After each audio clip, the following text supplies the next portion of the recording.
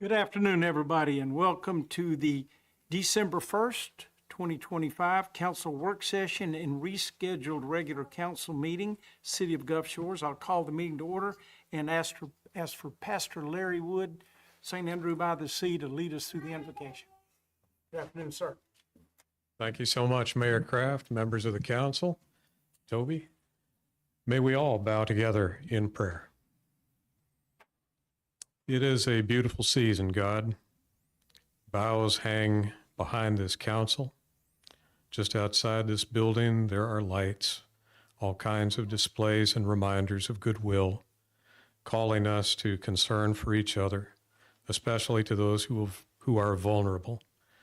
And we pray that as the council meets tonight and as the people of this town come together, that your grace will be among us, that you'll help us to stay attentive to those who need our efforts the most, to do the good work that was begun for us all those years ago. And we ask your grace, as always, in the name of the God of all people. Amen. Amen. Please join us in the pledge. I pledge allegiance to the flag of the United States of America and to the republic which is one nation under God, indivisible, with liberty and justice for all. Toby, you call roll, please. Yes, sir. Mr. Garris? Here. Ms. Guthrie? Here. Mr. Harris? Here. Mr. Jones? Here. Mayor Kraft? Here. First item on the agenda tonight is the approval of minutes, and we have one set to consider tonight, the regular council meeting of November the 24th. Mayor, before you get started, I have one item of unfinished business from Saturday's Iron Bowl. I think we need to settle before we start. Well, wait a minute. If I am the mayor, you will be second. We had a bet that the loser would wear the winner's cap. I lost. I have my own cap. I've been busted by you before. You're not going to do that to me again.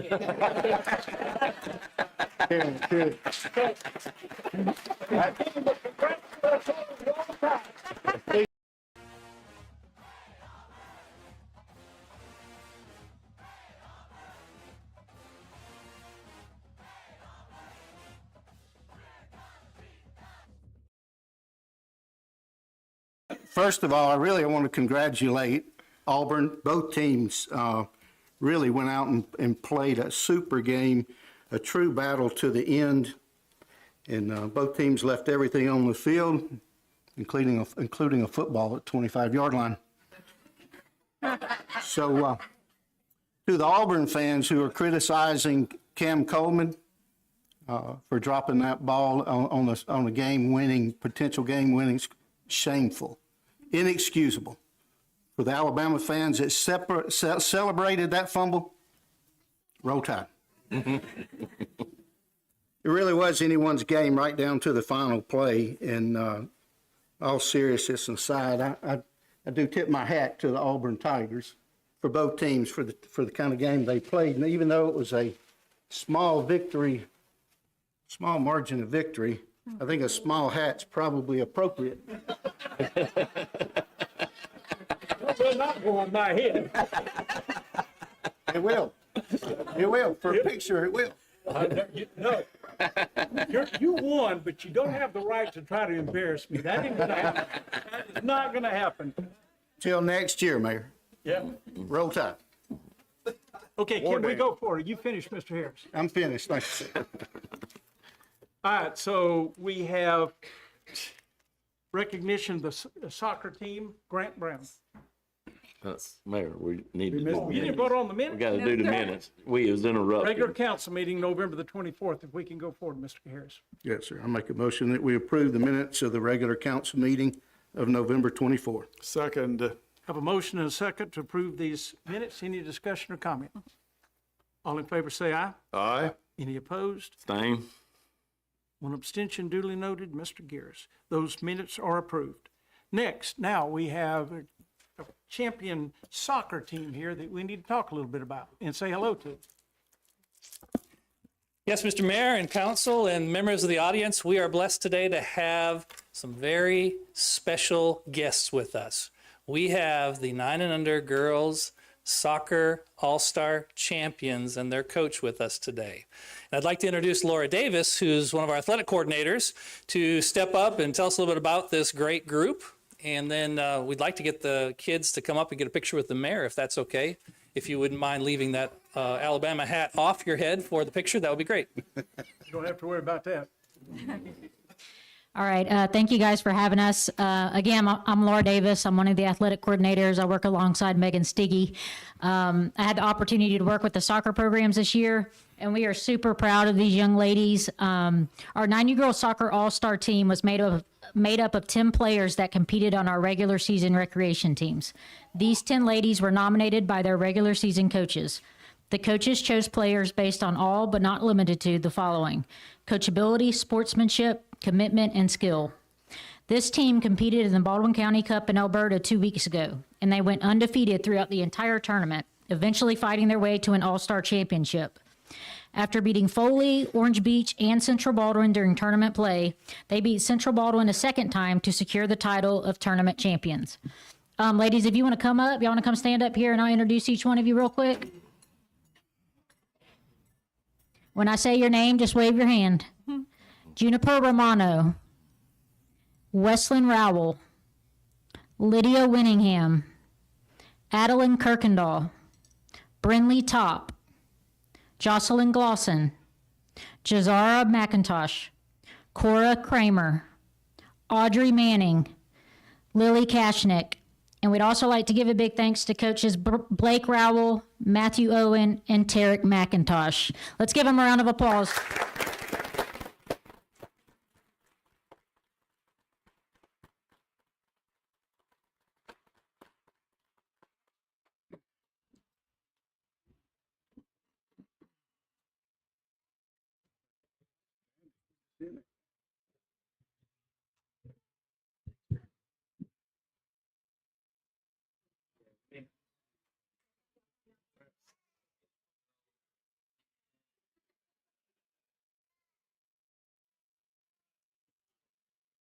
Standing.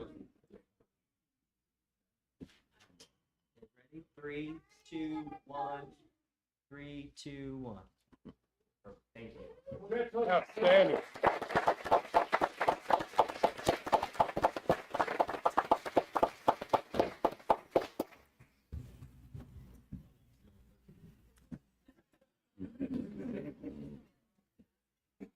They said to tape it, no, let's do it later.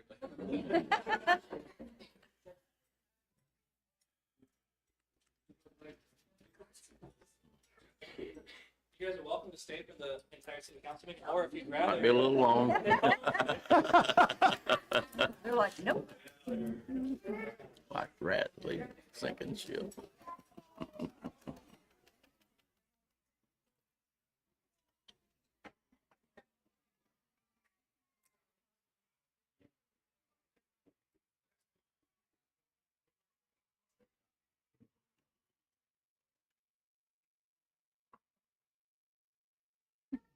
Before we go forward to the rest of the agenda, I want to talk a little bit about the way we do things in December in our council meetings.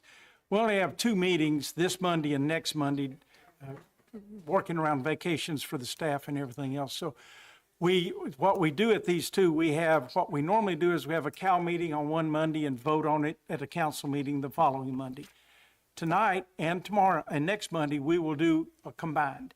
We're going to have a conversation about everything on the agenda and then get input back from everybody, and then we'll go and vote on that agenda then. So we're going to combine the 2. We're going to do information from you and to give us some input, and we'll do the presentation, then we'll vote on it.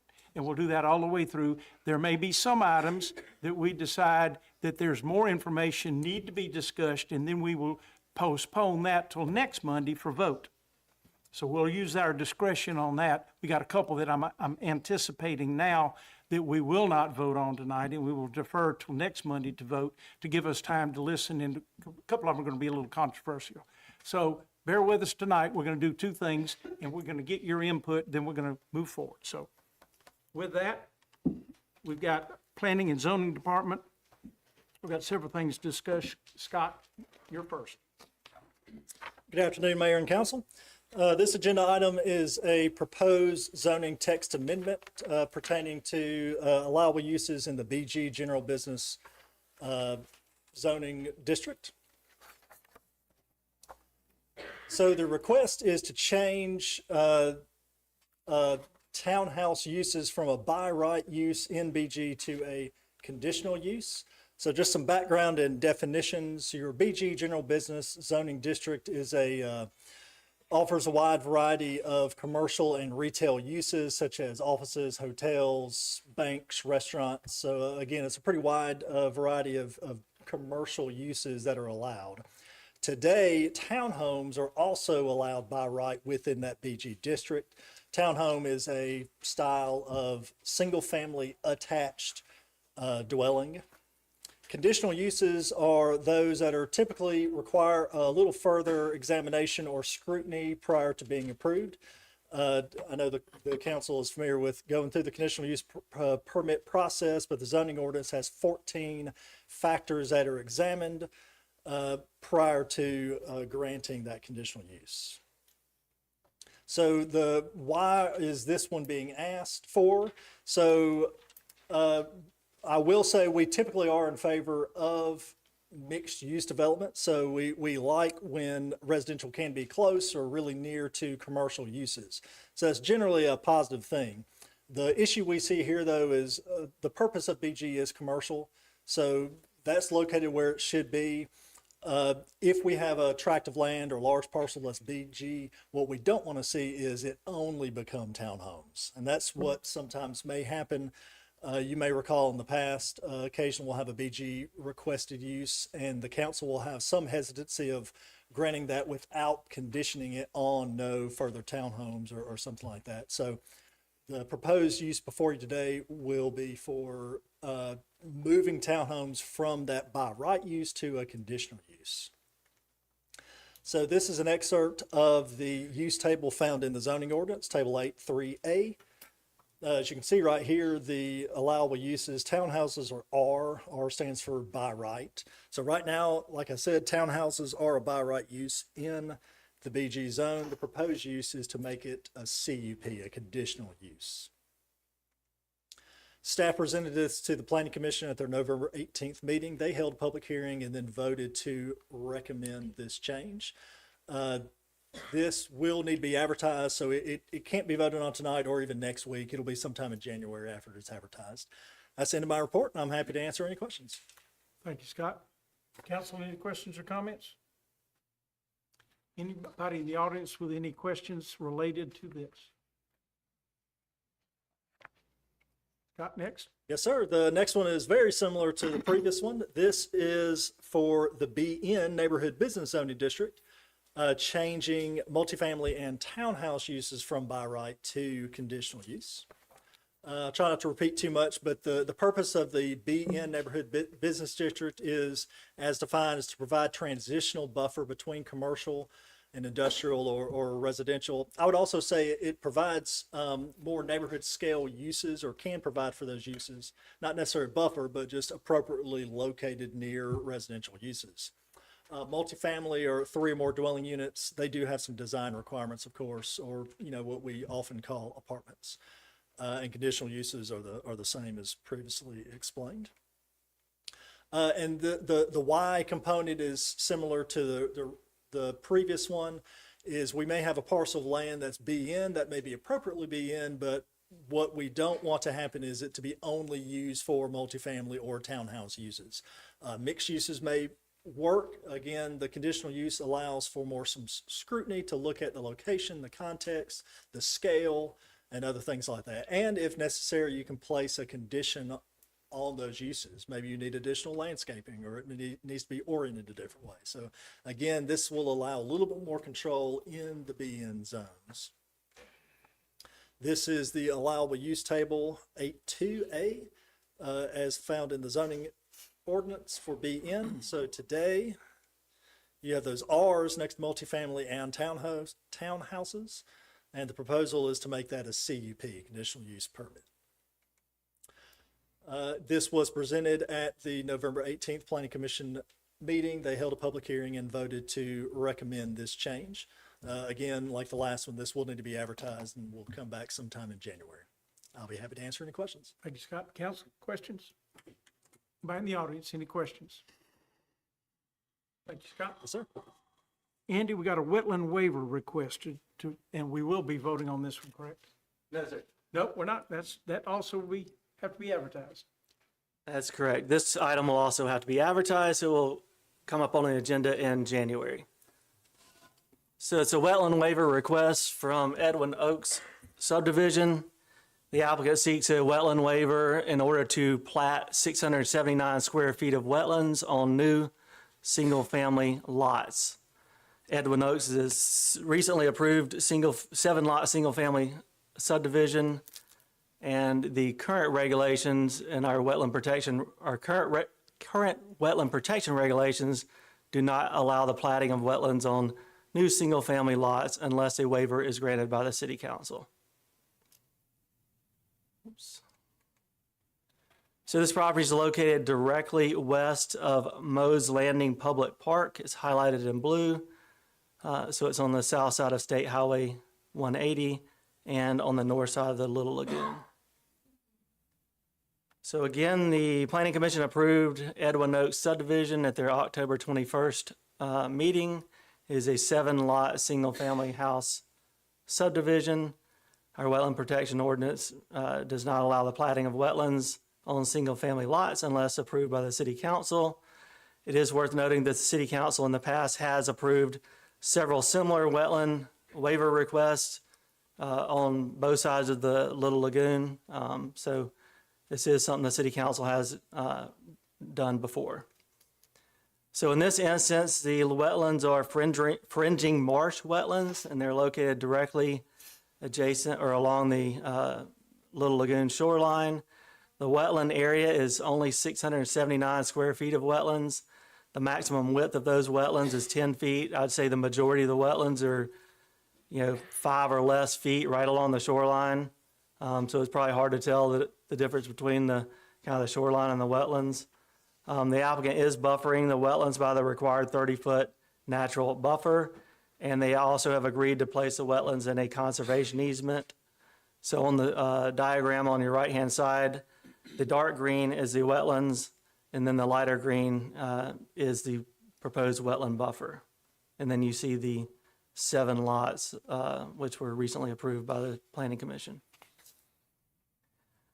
So under the analysis portion of the report, again, the wetlands are buffered by the required 30-foot buffer. They're also, the applicants agreed to place them in a conservation easement. There are no required state or federal permits because there are no proposed changes or filling of the wetlands at this point in time or with this application.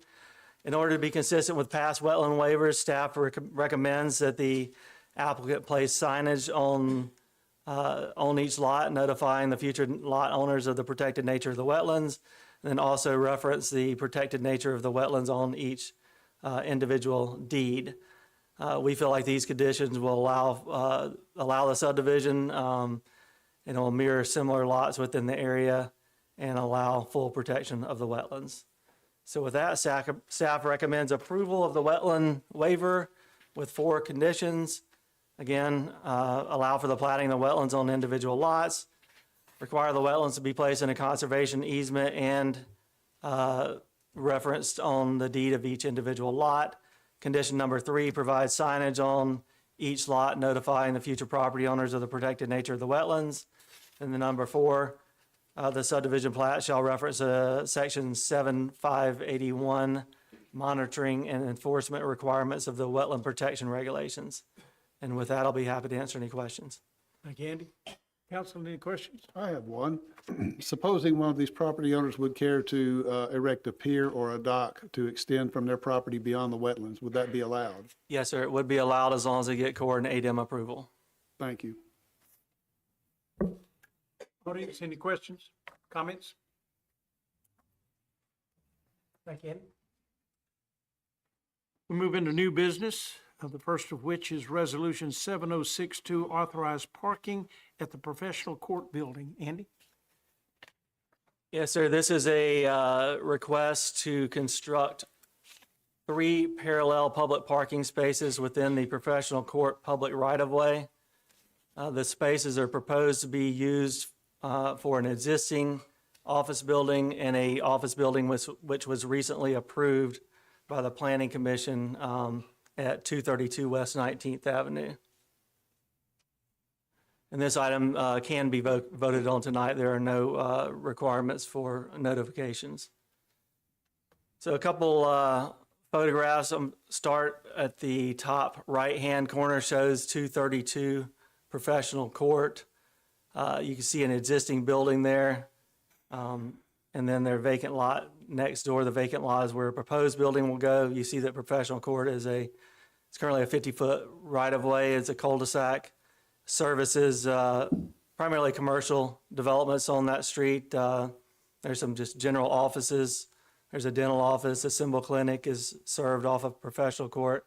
So it's primarily used for office uses. Again, the applicant owns the property at 232 West 19th Avenue. They recently obtained approval for a 3,100 square foot office building at the September Planning Commission meeting. And part of that site plan approval, they're requesting to build 3 parking spaces within the Professional Court public right-of-way. The required parking for that development is 31 spaces. They have 30 spaces on site, which means they need 1 additional space somewhere. So their proposal is to build 3 on-street parking spaces, and one of those will count towards the required spaces. The zoning ordinance allows public parking to count towards the required parking for non-residential uses if approved by the city council. So the diagram on the right shows the site plan. The lighter shaded building is the existing building, and the darker shaded building is the proposed building. You see the majority of the parking is to the rear of the buildings. And then you can also see the location of the 3 on-street parallel public parking spaces.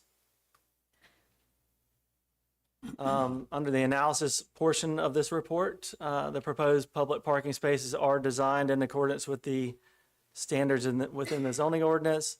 There is a sidewalk that is proposed to connect the public parking spaces to the entrance to both buildings, as well as there's an existing on-street kind of bike walking path on West 19th Avenue, so we'll connect to that as well. We have gotten complaints in the past about a lack of parking in this area. Apparently, Symbol Clinic, the dental office, and maybe this office as well, apparently their parking spaces are all utilized at certain times of the day. So we have gotten that complaint in the past, so I'm assuming that's one of the reasons this applicant is asked to construct 3 additional public parking spaces. So staff has reviewed it and does recommend the city council approve the applicant's request to construct the 3 public parking spaces within Professional Court. Be happy to answer any questions. Thanks, Andy. Council, any questions on this application? Anybody in the audience have any comments? Yes, can you step to the microphone, please? I thought you raised your hand, I'm sorry. Hearing nobody, that's resolution 7062. Motion to approve resolution 7062. Second. I have a motion and a second to adopt this resolution as presented. Any additional comments or questions? All in favor say aye. Aye. Any opposed? Resolution 7062 is approved and adopted. Next item is Resolution 7063. This is to authorize 2025 Budget Amendment 2. Cindy. Yes, thank you, Mayor. This is the second and hopefully the last amendment for the year. I'm going to cover it pretty quickly. I've got 10 slides. What we're proposing to do is increase the general fund revenues by $1,957,000. And $300,000 being brought in for restore grant funds that are transferred from the taxable warrant funds. The expenses are being increased by $1,930,872, and that would have the general fund revenues then being in excess of $326,000 over the expenses. And here's a little detail on those revenue increases. The first five are actually for collections in excess of what we had budgeted. You have motor vehicle tax, 90,000, lease tax, 200,000, the casual sales tax on the autos, 120,000, liquor tax, 40,000, and franchise tax, 675,000. Then we have tax penalties, 100,000 increase, and miscellaneous revenue that's related to a developer payment of 180,000. In the tennis programs, there's 52,000 that's coming in from USTA. You'll see the expense on the other side. That was for resurfacing the tennis courts. And the interest income is being increased by $500,000 due to the interest rates not going down as quickly as we thought they would. On the expense side, we have overtime, 21,000 related to municipal court, an increase of 402,000 for police salaries. There are 2 airport police positions that are included in that. We also had a pretty hefty lapse factor on the police salaries earlier in the year, and their positions have been maintained at a higher level than we thought. There's not as much turnover, so we're reducing that lapse factor as well. There's overtime for the police that's been increased by 380,000, and then the FICA and the pension expenses are related to the regular and overtime expenses in the police department, the 61,000 and the 60,000. On the fire side, there were 3 positions added in fire for the airport. That's the 280,337, and then you have the FICA and the pension cost related to that, as well as an additional 300,000 for fire overtime. That's related to their activities during special events. Fires had a little bit more in vehicle expenses, repair expenses, so we're adding in 45,000 than they expected.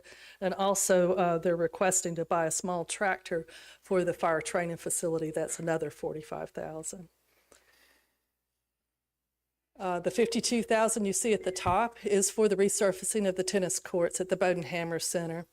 Also increasing sportsplex and the city school board contract labor amounts, 21,005 and 26,5 respectively.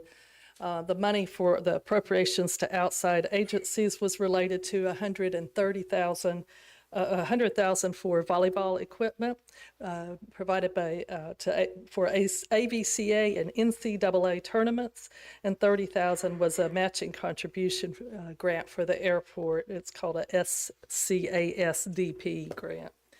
And then the final 23,000 you see on that list is the remaining balance. We ante up each year this time that's going to the city school system.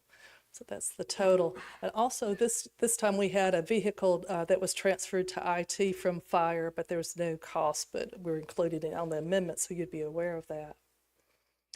On the impact fee side, we're bringing in an additional 563,000, and that's for the Highway 59 widening, and then the design of north-south connector road. That's part of those expenses. It's a 30,000. And non-taxable warrants, we're just cleaning up. Not all of the money that was anticipated to be spent on the bill grant for County Road 6 was spent, so that's 70,000 reduction.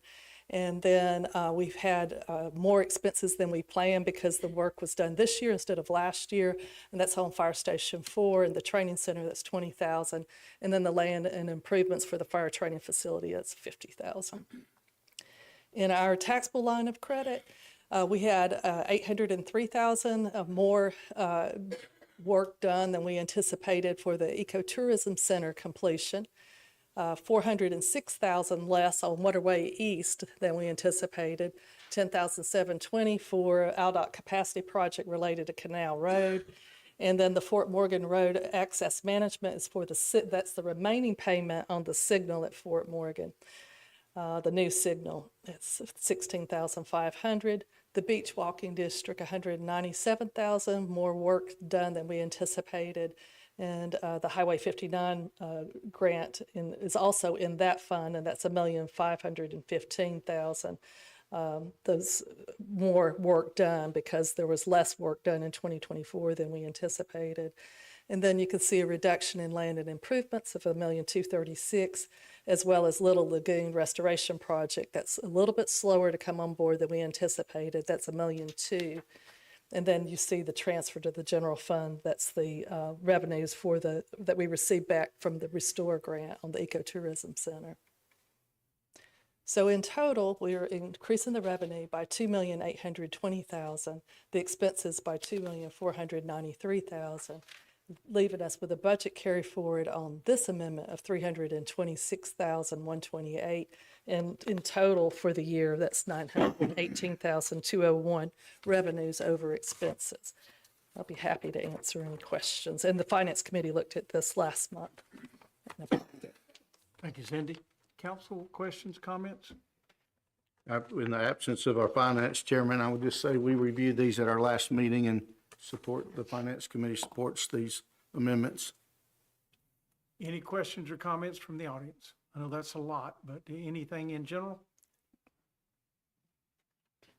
Move for the adoption of Resolution 7063 as presented. Second. Have a motion and a second to adopt this resolution as presented. Any discussion or comment? All in favor say aye. Aye. Any opposed? Resolution 7063 is approved and adopted, and thank you, Cindy, that's a lot. Good job. Next item, we've got 4 ordinance to discuss going forward. The first ordinance is 2185. It's to award the franchise to Republic Services LLC. Noel? Yes, sir.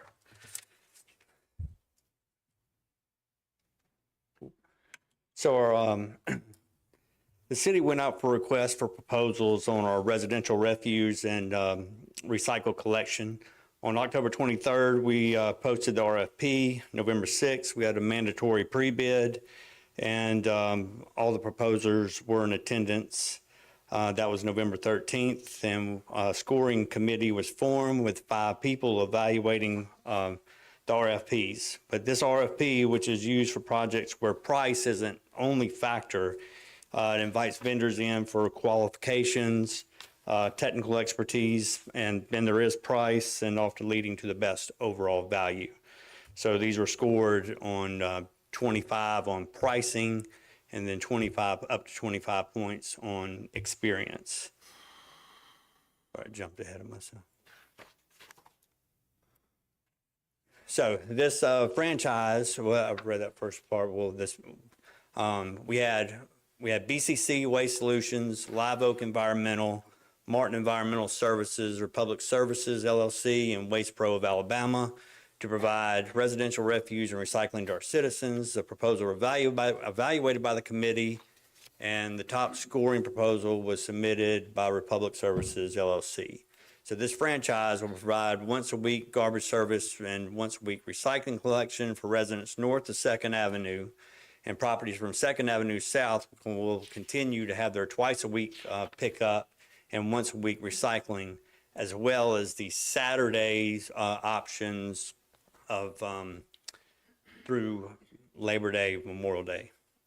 The proposed term for the listed franchise will begin January 1st, 2026 and end December 31st, 2031. So we're at the tail end of this contract now.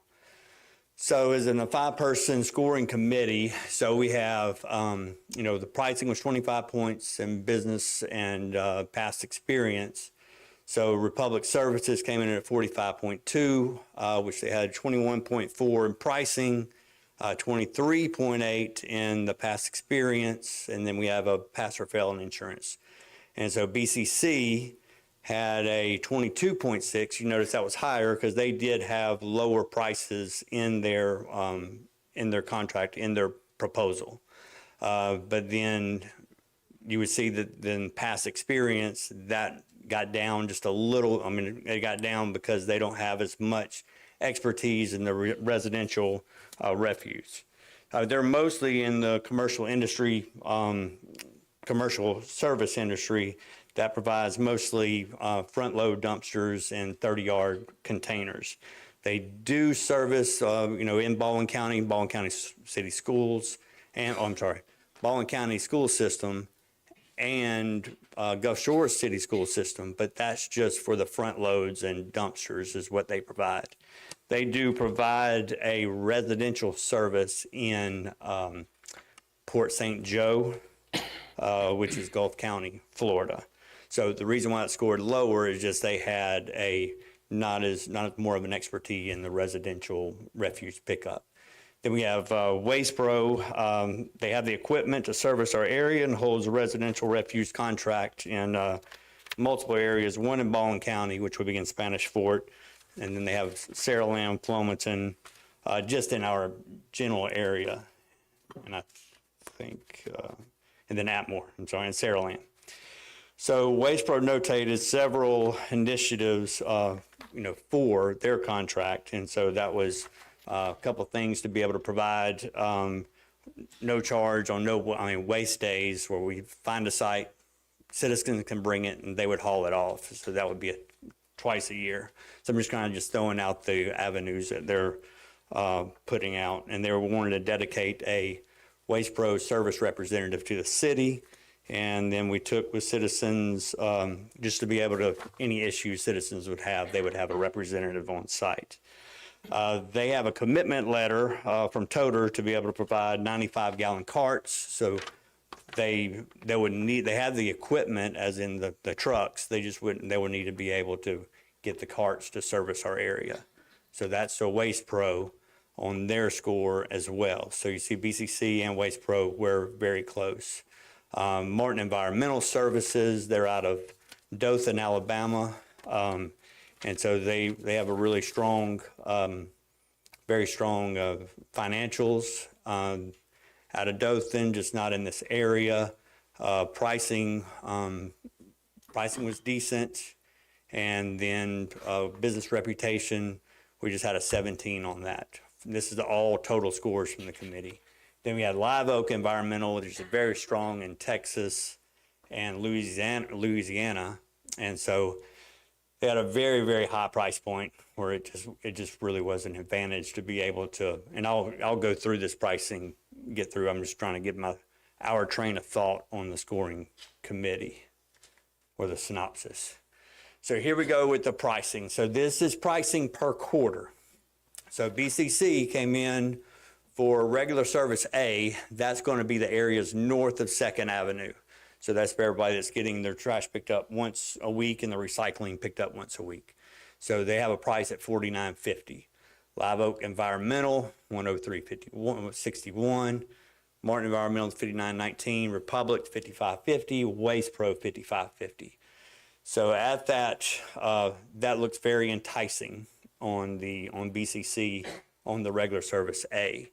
Now beach service area, so B, that's for the twice a week pickup with the Saturdays. That's a price, so there's $75.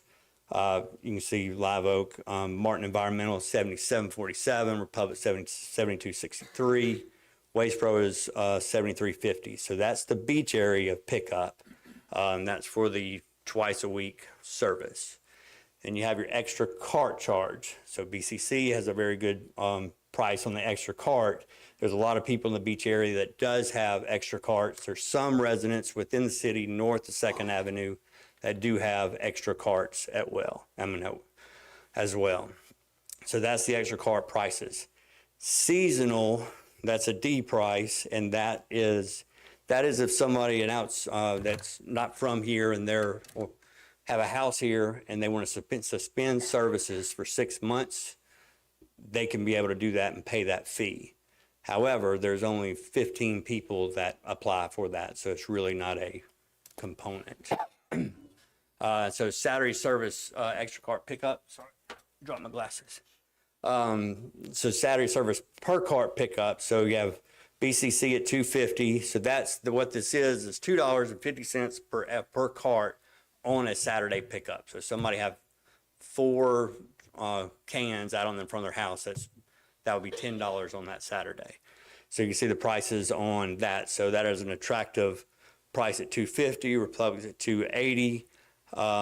So then you have your 8-yard dumpsters. These are all city dumpsters. We have 8-yard dumpsters, 6-yard dumpsters, and those are all of our prices, which a lot of those fall in line together.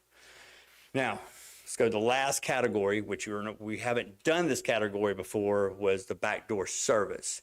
Now, we've got a price from Republic earlier this year, if y'all all remember, that we're having a really difficult time getting the trash cans and recycle cans from the road back to the house and back to the road.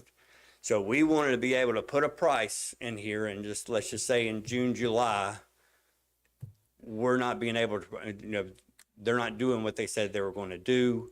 We have to implement this, so we already have a pre-positioned price to do it. So if you can see, so $24.75, BCC, Live Oak is at $25, Martin Environmental $34.25. Then Waste Pro had it at $10.50. So that's a factor. That would be a good price for the homeowners down West Beach if they just opted not to do that service, and, just stop pulling their own stuff out or hiring somebody else. And then if we had in their contract, they would be paying $10.50 per cart for that backdoor service, and that's a quarter price. So at the bottom line, I'm sorry, I'm doing this kind of, but we're going to be in this for 5 years. So existing Republic contract, you can see right now that we're paying, like at my house, I'm paying $58.61 because I got a trash can and a recycle can. So that's what we're paying now. So recommending going to Republic Services, that would go down to the $55.50. And then you have your extra cans, but this is the prices. I just wanted y'all to be able to see what we're paying now, not applicable on backdoor service. That is, because it doesn't exist essentially right now. So, wrong way, I'm sorry. So the suggestion here is approve Republic Services proposal to provide residential refuse and recycling collection, disposal, and billing, and it's a recommended renewal of the current franchise to Republic Services to provide the collection and disposal. I think I just did that 2 times in a row.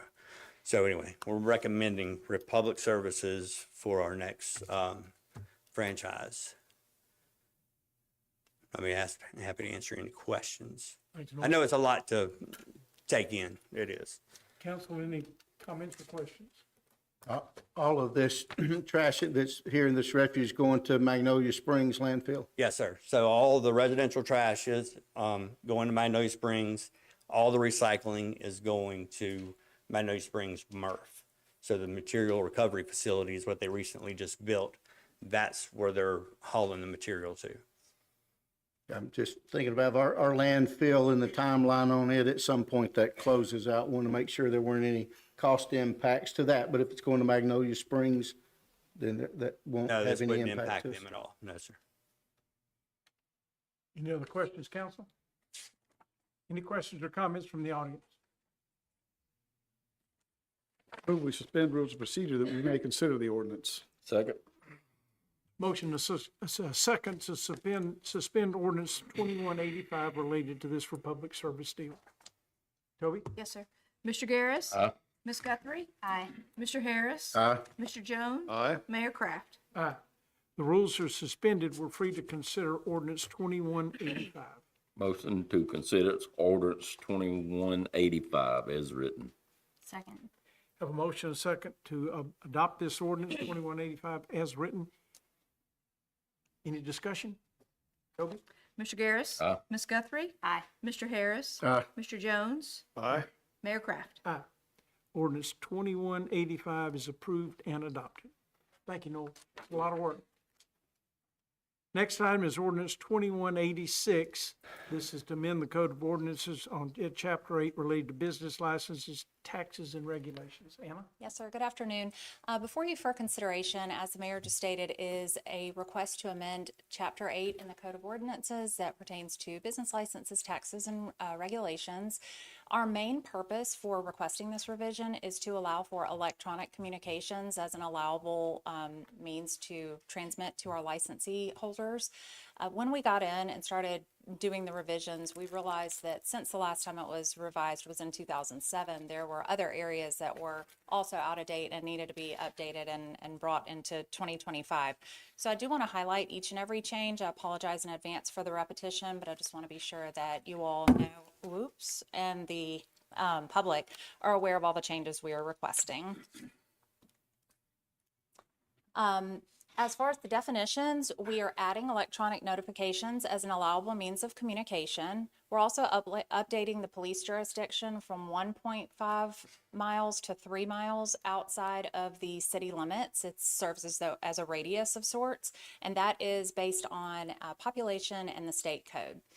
Section 3C3, we are changing the way renewals notices are sent, and they will be allowed to be sent via electronic notification instead of U.S. mail as in the past.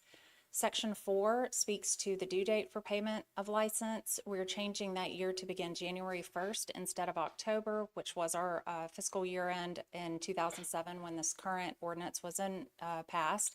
It will run a full calendar year expiring on December 31st.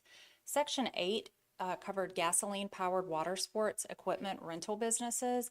Since the category now encompasses many more vehicles other than just gasoline-powered, it was advised that we change this to motorized water sports.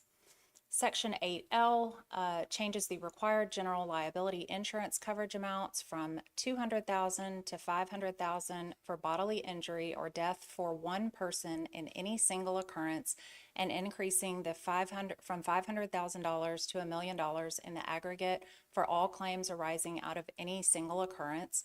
This was at the advice of our current insurance broker and working with AMIC. Section 16B3 speaks to the special provisions applicable to the issuance of certain new licenses and regulation of certain businesses during a period of disaster, which of course is a hurricane in our case. This allows for electronic notifications to be sent to the licensee that their license has been suspended. Section 21D, duty to file, also allows electronic notification as an allowable form of communication to notify the taxpayer regarding preliminary and final assessments. And Section 25D covers the failure to file assessment, which again allows for email communications when a taxpayer has failed to pay an assessment.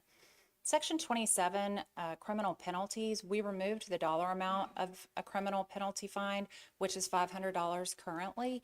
That will be included in a separate fee resolution that I believe will be brought before you all next week. In an effort to keep this ordinance as consistently and constantly current, we pulled out anything that was subject to change. Section 32C, refund on overpayments, again allows for electronic notification as an allowable form of communication regarding petitions for refunds. Section 34 covers the license classifications. Many of you may be familiar with the NAICS codes, which is the North American Industry Classification System.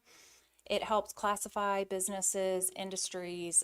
It's used for many, many purposes, but they can periodically add to those. So whereas we had those itemized line by line, we are removing that in the event that things are added or removed. So again, our ordinance will remain current. The following blurb will be in our ordinance if approved. The city adopts the current codes and titles contained in the North American Industry Classification System, NAICS, for business establishments as may be updated by NAICS periodically. The Section 35 license fee schedules, again, it was completely removed, the fee schedule as far as how much you would pay if you make X amount of gross revenue each year if you were in this particular industry. We're deleting that entire section, and it will be replaced with the following. All license fee schedules applicable to Chapter 8 shall be established by separate resolution or resolutions of the City Council of the City of Gulf Shores as may be altered or amended periodically in the sole discretion of the City Council. And I did work very closely with our city attorney and legal counsel, and all changes were vetted and approved by him as well. But I am happy to answer any questions if you have any. Thank you, Anna. Council questions for Anna on ordinance 2186? I have one. Was any research done regarding what the increased cost to the businesses of increasing their insurance coverage from 200,000 to 500,000 and 500,000 to $1 million? No, sir. I believe it would be nominal. Shelby, did you? She's nodding she handled that for us as our risk manager, and I was told it would be nominal. And I believe Grant Brown and I spoke, as he works with most of the recreation vehicle franchises. And am I making this up that you said most of them already carry that? Okay. So it shouldn't come as any surprise, and all of our current franchisees and license holders should be covered as is with no additional cost. Thank you. Thank you. Anybody else on council questions? Audience, anybody? Move that we suspend rules of procedure that we may consider this ordinance. Second. Have a motion and a second to suspend the rules on ordinance 2186. Mr. Garris. Aye. Ms. Guthrie. Aye. Mr. Harris. Aye. Mr. Jones. Aye. Mayor Kraft. Aye. The rules are suspended. We're free to consider ordinance 2186. Move for the adoption of ordinance 2186 and waive its reading. Second. Have a motion and a second to adopt this ordinance as presented. Any discussion? Mr. Garris. Aye. Ms. Guthrie. Aye. Mr. Harris. Aye. Mr. Jones. Aye. Mayor Kraft. Aye. Ordinance 2186 is approved and adopted. Thank you very much, Anna. The next two ordinances are related to mobility devices and different issues related to motorized bicycle, golf carts, etc. Those will not be voted on tonight. This is an information back from you. We will revisit those again next Monday and have conversations again, and we will see how that goes. And they can be voted on next Monday. They also could be deferred until the first of the year. So we're not on any time frame to get this done, but we'd like to. We're going to have conversations and make sure that it's well understood and we've got good input from everybody. So we still want your input tonight. You ask any questions you want. Go ahead, Dan. Thank you, Mayor. I want to start off by saying none of this was taken very lightly with regard to the e-bike situation we have here in town. What we have is a good old-fashioned turf war going on. Not your traditional turf war. We could call the e-bikers, the Crips, the pedestrians, the Bloods, the bicyclists, the gangster disciples, and the motorists, Mammoth 13, name your gang. So we have a good old-fashioned turf war. We haven't taken this lightly, and as you know, a couple years ago, we had a couple tragic events that happened here in Gulf Shores involving the operation of an e-bike and an assisted motor mobility device. And out of that, we reacted, and we took a bit of a different approach than what we normally do. You may recall we did an informational video about this time of year using the Grinch, where we tried to educate the public, and we did a video kind of reminding everybody that we all have to get along, and there's some problems that are out there with regard to e-bike operations, and more importantly, a public safety issue that we have to deal with here in Gulf Shores. We also had, we went out and we engaged the rental companies. We gave every rental company one of these. It's a reminder of what the do's and don'ts of the e-bikes are and some advice on what they can do in order to, and we suggested they post this in their rental companies. We even had, at that point, a rental company out of his own pocket pay for a flyer that went into the tourism office that we handed out and had it up at the police department to give out to anybody who may inquire. We also put a tab on the website talking about e-bike safety and things like that. So in the interest of public safety, this is about public safety. This is not about restricting people's freedoms or restricting personal preference for people, but it's something that needs to be done. We understand that livelihoods are at stake here. There are a lot of rental companies here in town. We have a couple new ones that came up this year. There are people who deliver to the city.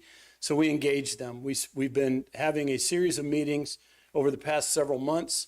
We've tweaked this ordinance a bit. We've tweaked this ordinance a lot with regard to the rental companies and general use.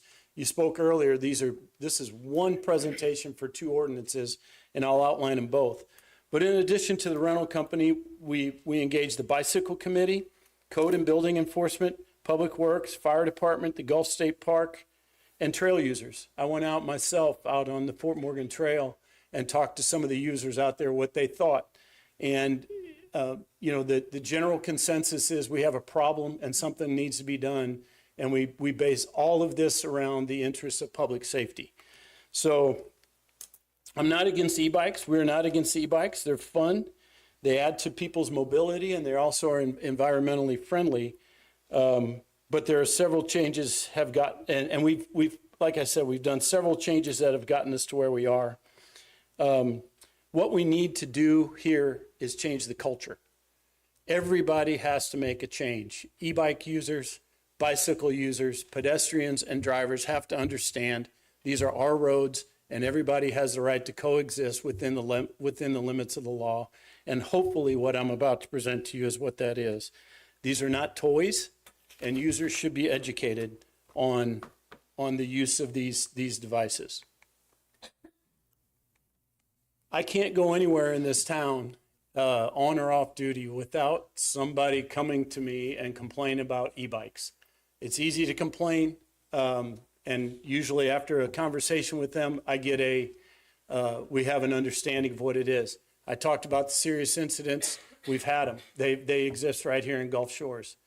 They're increasing in numbers. Today's Cyber Monday. Happy Cyber Monday, everybody. If you bought an e-bike, I'm guessing they are. They're cheaper probably today than what they are. We're going to welcome them, but in a different way. The problem one issue that we have here is we have a lot of renters renting e-bikes and operating them for the first time. Those operators generally are unskilled compared to an owner who has been driving them over a period of time.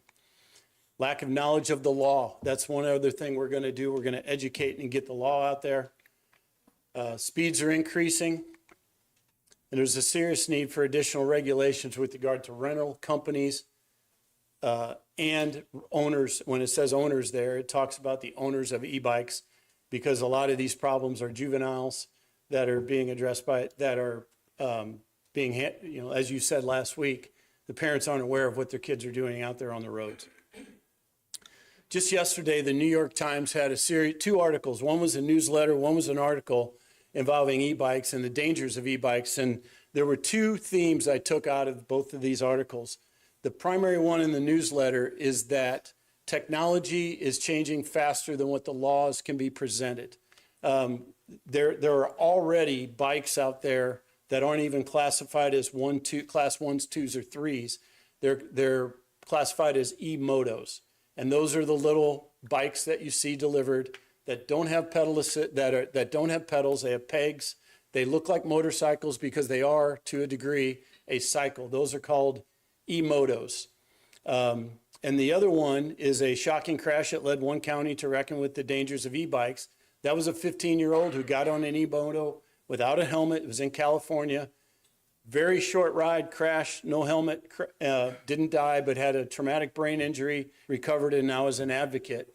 And one of the things that is emerging out of these e-motos, the e-bikes, is something that has been unheard of ever before, and that is pedestrian deaths due to e-bike collisions. E-bikes are heavy, e-bikes are heavier, and when you run into a pedestrian at a high rate of speed, cities across the country are having pedestrian deaths. There are cities across the country that completely ban e-bikes anywhere in the city. There are cities in the countries that completely ban e-bikes anywhere in public parks, public areas, and things like that. That is not what we're looking to do here. What we're looking to do is regulate them in a way that we can all get together and along the way change that culture. So the data. The American College of Surgeons say that bicycle crashes remain steady, rapid increase in e-bike crashes. E-bikes are more likely to sustain fatal crashes with vehicles. There's a lot. I have both of those articles here. If anyone would like to see them, this one especially, if you have to have a subscription for the New York Times in order to read it, but Scott Stevens does. He's one of those guys. So he sent this to me. It talks a lot about the number of fatal crashes involving e-bikes and the higher likelihood of being involved in a fatal accident if you're on an e-bike compared to a regular bicycle. When they talk about, people used to say a bicycle crash fatality is unheard of, and now they're having all these bicycle crashes with regard to that. Study from Israel, 35% of trauma patients are under 18. This is with regard to e-bike operation. And they conclude that the need for speed restrictions and helmet laws. This is an e-bike manufacturer who produced their own data. Impact force is significantly worse at higher speeds.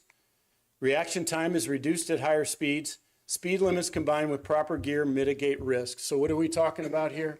We're talking about common sense. These are some common sense factors that exist out there that are causing us to be here, get us to where we are today. So the first aspect of what I'm going to talk about is the rental ordinance involving that. So the first requirement is to require a mobility device. So we know who's here.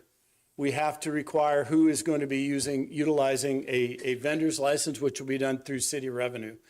So this is a tweak that we have to have. This is something that we did in the ordinance.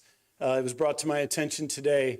Limit throttle assist to 10 miles an hour. We also probably in the ordinance, even though I don't think at this point it will do a whole lot of good because the technology is changing, because the companies are trying to get around that classification of class 1, 2s, and 3s.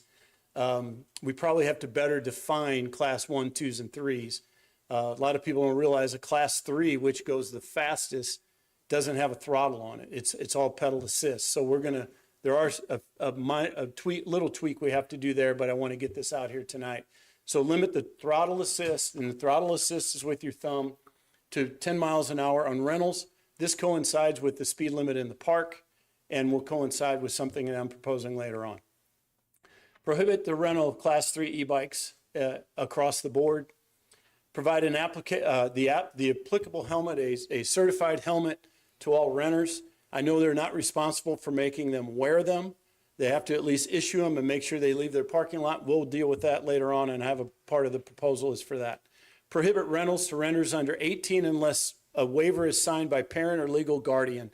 The issue we have specifically to this is during spring break, we have, I wouldn't call them gangs, but groups of individuals, 14, 15, 16, who come down here for spring break. They get somebody over 18 to sign a waiver for them, and we have, they're riding 4 or 5 wide on sidewalks. They're ringing and yelling and honking horns to get people out of their way. We're trying to put an end to all of that. So it's a parent or a legal guardian of the individual. Subject to regular inspection. Of course, if we're going to regulate the speeds, we have to be able to go in there and inspect to make sure that everyone is in compliance on this. Require all renters to view an educational video prepared by the city of Gulf Shores. If you rent a pontoon boat at several of the places here, prior to renting that, what typically happens is you go in, you sign everything off, saying you acknowledge it, and then you go about your business and you really didn't read or pay attention to anything. So we're going to put together a video, not with the Grinch, but similar to that, to educate any renter on what the rules and restrictions are here in town. Because what we deal with here, that a lot of the other cities, say Baldwin County, let's just use Alberta for an example. If they have some people riding e-bikes, they can address those situations individually by going to those e-bike owners or whoever is owning that e-bike and tell them what the laws are, what the restrictions are. Our rentals turn over every 2 hours, every 4 hours, every 8 hours. So we would be in a constant education mode. So therefore, we think the video is important, and it's a constant turnover that's very challenging for us at the police department. Of course, they have to be advised of all the legal requirements through their contract, and then require a signature of all renters acknowledging, understanding the legal requirements. That is the rental aspect of all of this right there. So now we're going to talk about use, and the use involves the operation by both renters, owners, and people who loan out their e-bikes. These are all very self-explanatory, and they involve the operation in an unsafe manner. Several of these are already state law. An e-bike operator, many people don't realize an e-bike operator has to stop at all stop signs. An e-bike operator has to drive in the right lane of traffic. An e-bike operator has to yield to pedestrians, has to yield to vehicles when coming out of a driveway. They also have to signal when they're turning. So all of these operating 2 or more side by side A lot of these are already there, operating on a sidewalk. These are some that are specified in the ordinance itself.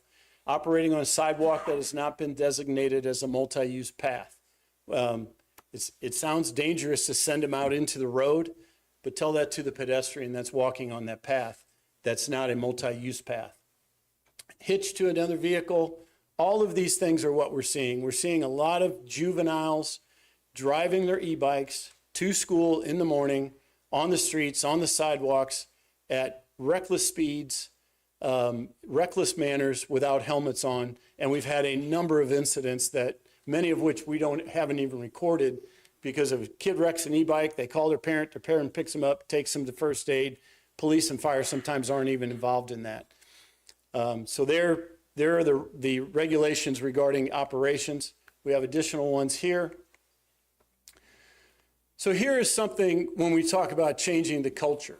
I once lived in Washington, D.C. and used to ride the Mount Vernon Trail all the time. And the trail was striped, and every time you were passed, you got a notification from somebody saying, passing on your left, or a ring of a bell to let them know that they're passing on your left. So e-bikes aren't completely at fault here. Some pedestrians are at fault. We have pedestrians going 4 wide, walking a dog with a leash on a trail, let's say Fort Morgan Trail, and an e-bike speeds around them. Those pedestrians are blaming the e-bikes when they themselves are blocking most, if not all, of the trail and leaving very little room for the e-bike to pass. When I talk changing the culture, that's what it's going to be. It's going to be done through education and enforcement. Operate while failing to obey posted signage. That goes back to the stop signs, speed limits. Operating in restricted areas. I'm going to talk about that here in a minute. Operating or riding as a passenger while under the age of 18 without a properly fitted helmet.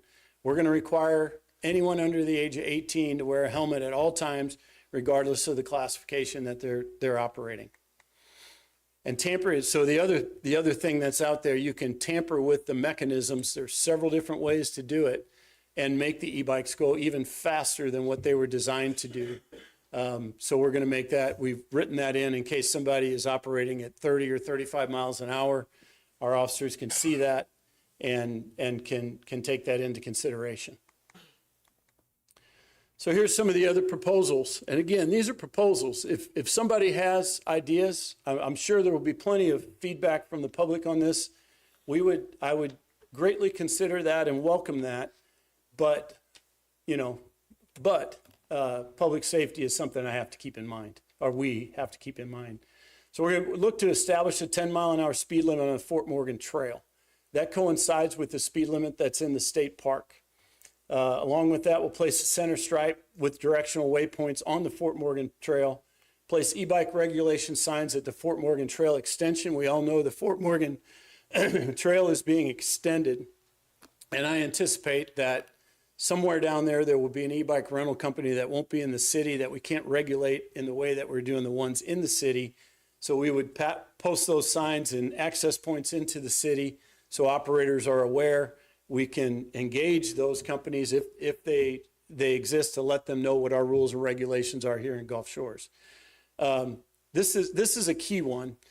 Establish a dismount zone for all wheeled conveyances. That's e-bikes, bikes, skateboards, scooters, except for mobility, ADA compliant mobility devices, meaning more of the motorized wheelchairs and things like that, from 2nd Avenue to Beach Boulevard on the sidewalks. That means everybody dismounts and walks their bike, parks their bike. We'll probably have to add some bike racks in that area and just use those 2 blocks as a walking area to dismount. That is a high pedestrian traffic area, especially in the summer.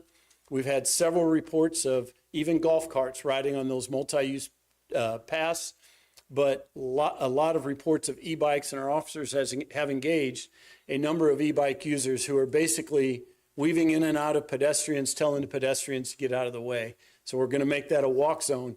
They'll still have the ability, if they want to ride, they can go east or west on 2nd Avenue and still be able to ride down to Beach Boulevard.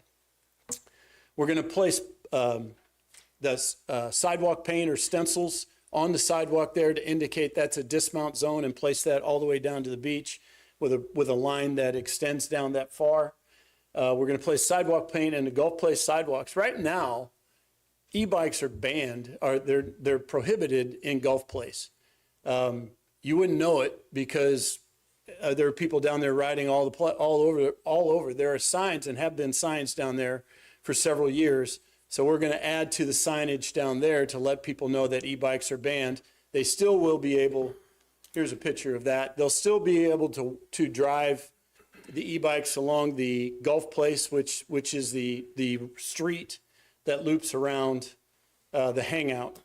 Now, what I'd like to see, we don't have it in this proposal, I would like to see, so here's the dismount zone, as you can see, that red area going from 2nd Avenue to Beach Boulevard, and then you still have the areas that you can ride if you scatter out on either way. East Beach and West Beach are shown as dismount zones. That's not, you don't have to dismount in those areas. You just have to use the bike lane, which already exists there.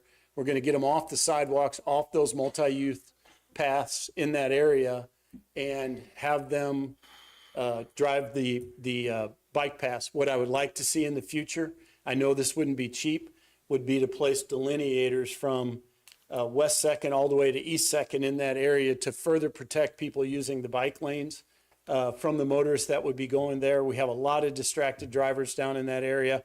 And I think in the future, we can, if this works, we can expand this to place some delineators in there. You see them all over the country in cities, and that's an added protection for people using the bike lanes. Here's some of the signage that we can consider for that area, both A-frames and also the stenciling on the sidewalks. Now the enforcement, this is where it comes in. It would be impossible for me to stand here today and try to tell you that we can absolutely enforce this 100%. I think this will be done through changing the culture and changing, like I said, changing the culture and added enforcement. So we're going to establish starting this Wednesday, we're establishing a nuisance abatement team. We're calling it the NAT team, which will focus on more of a back to basics approach of what we're doing at the Gulf Shores Police Department to look at more nuisance related type matters. E-bikes, of course, will be at the top of that list. This will go into some of the other matters. In addition to what the old criminal patrol unit used to do, they're still going to be out there going after the true bad guys, the dope users, things like that. But we're adding a component to that, and we're adding the traffic unit into that unit, which will focus on high accident areas and residential areas. This also provides additional resources for beach enforcement. We'll have officers down there on a more regular basis to keep the e-bikes out of Gulf Place. Additional park patrols. These are some of the things the nuisance abatement team will be doing. Here's some of the penalties. These are in the ordinance. They're the fines for as these occur after so many. It's a progressive thing. After so many violations, the owner would be subject to the rules and procedures regarding suspension of the business license. So now we also, the issue that we have, the 600-pound elephant in the room, and what everybody always talks about to me is, what are you going to do about the juveniles that are riding? We can't cite a juvenile for a municipal code violation. So the juveniles really essentially, until we pass something, have free reign to ride because we can't cite them. We can take them home to their parents, depending on what the parents' reaction is. The parents may or may not be in favor of our enforcement action. And in a lot of ways, these things, the e-bikes by the juveniles, these create a tremendous convenience for a parent.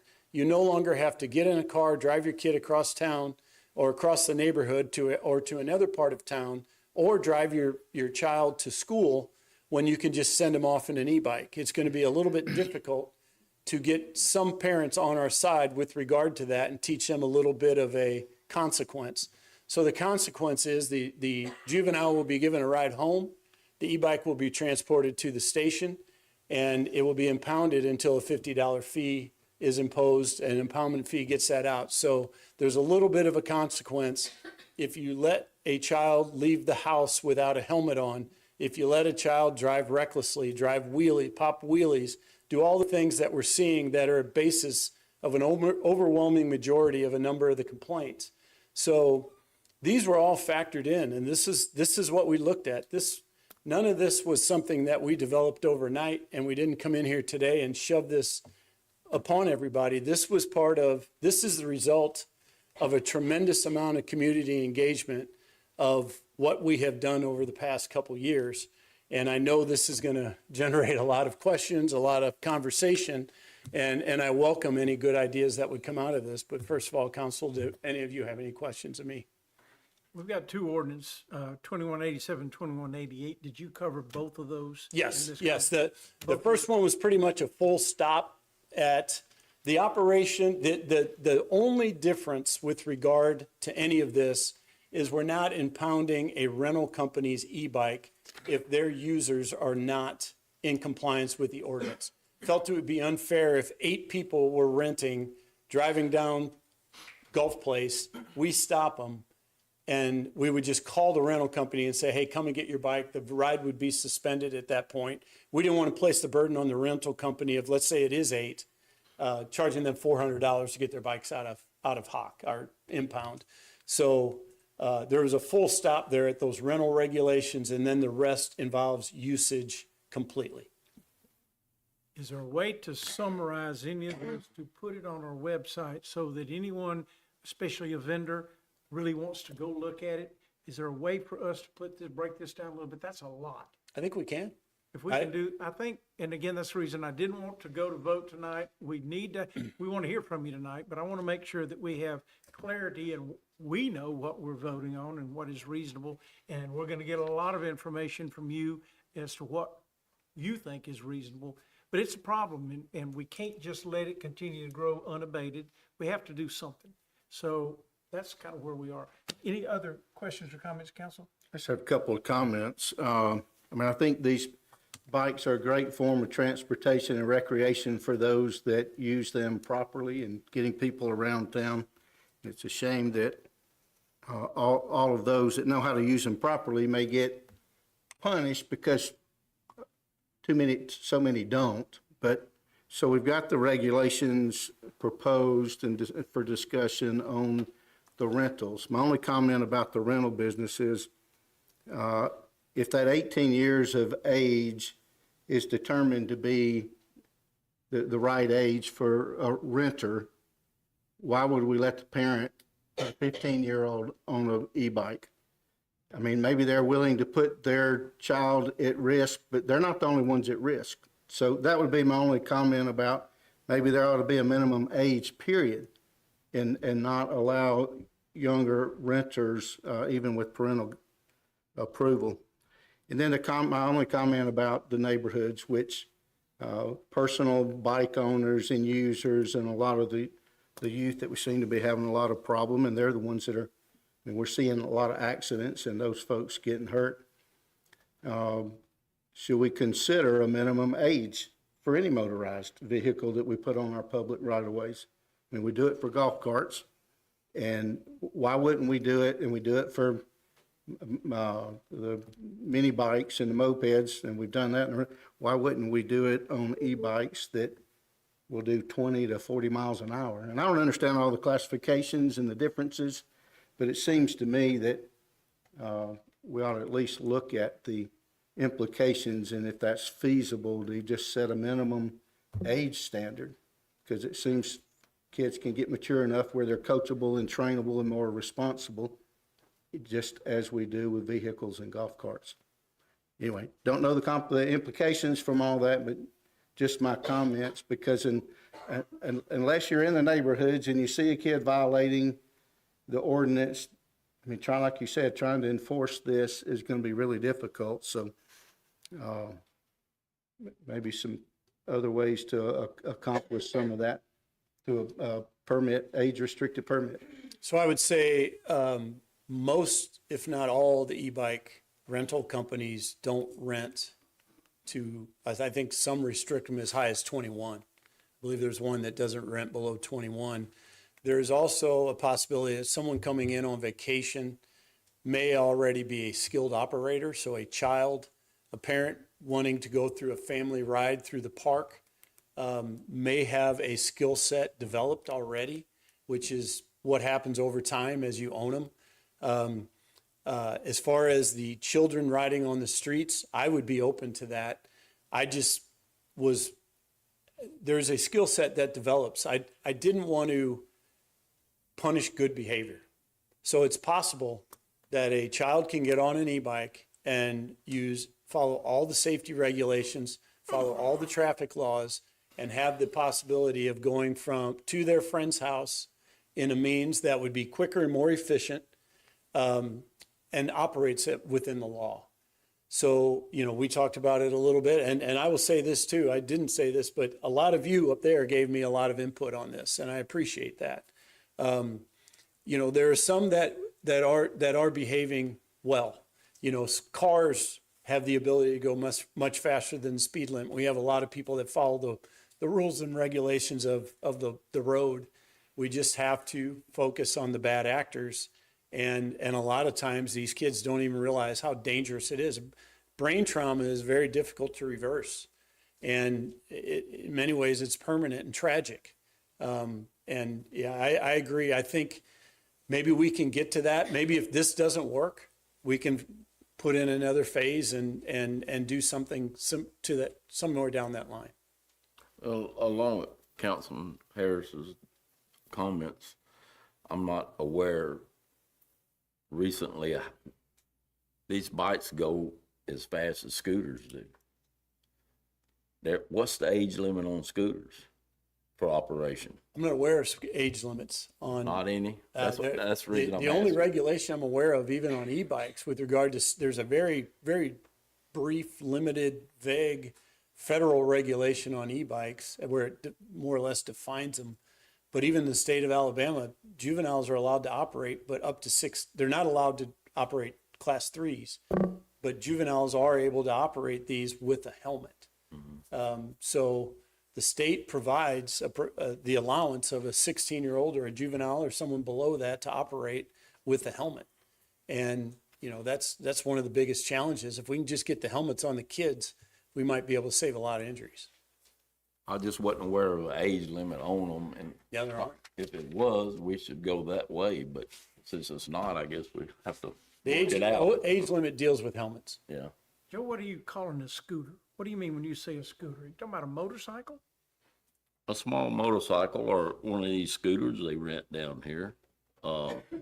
Electric For lack of a razors. better word, is it a moped is what it is? Yes. Well, juveniles aren't allowed to drive. Anyone under 16 aren't allowed to drive those. We've pretty much eliminated that problem here. We don't see many, if any, of those anymore.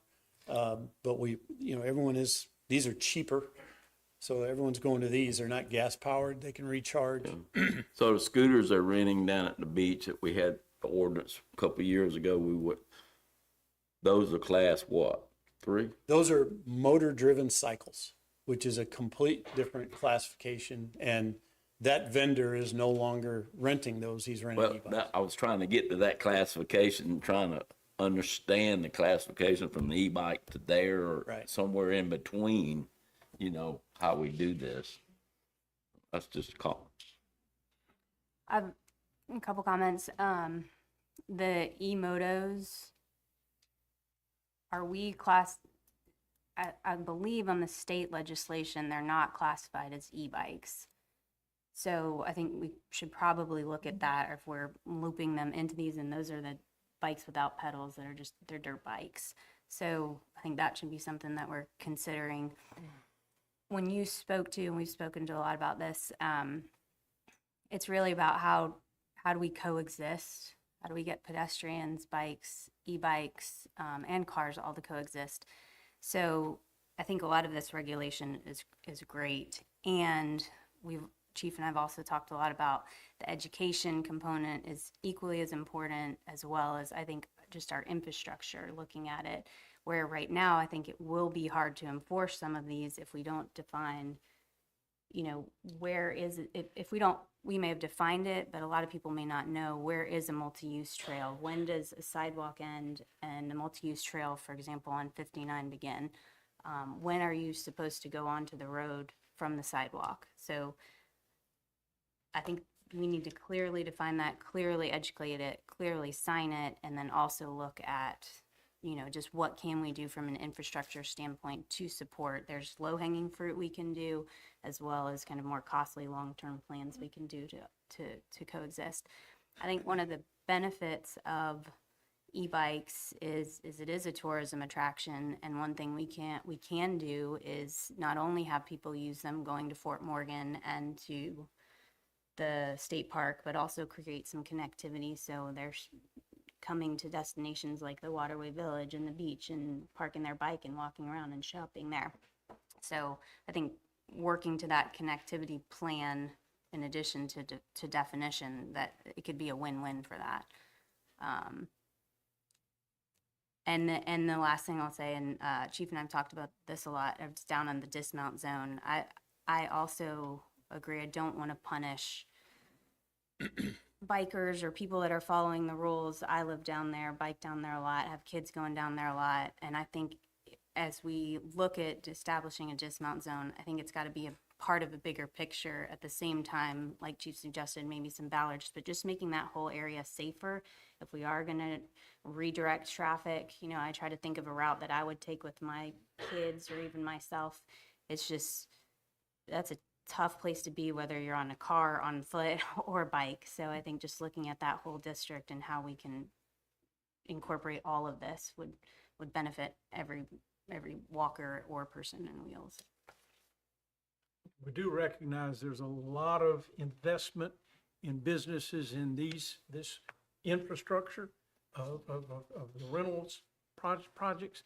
And I think we've got to work hand in hand with that we figure out a way to continue to let it be a part of tourism and part of our community, but control it to the point and work together to make sure that we get rid of the nuisance and the high degree of danger. This is a public safety discussion and nothing more. That's really the focus, public safety. So that's a lot of us. I want to hear from you.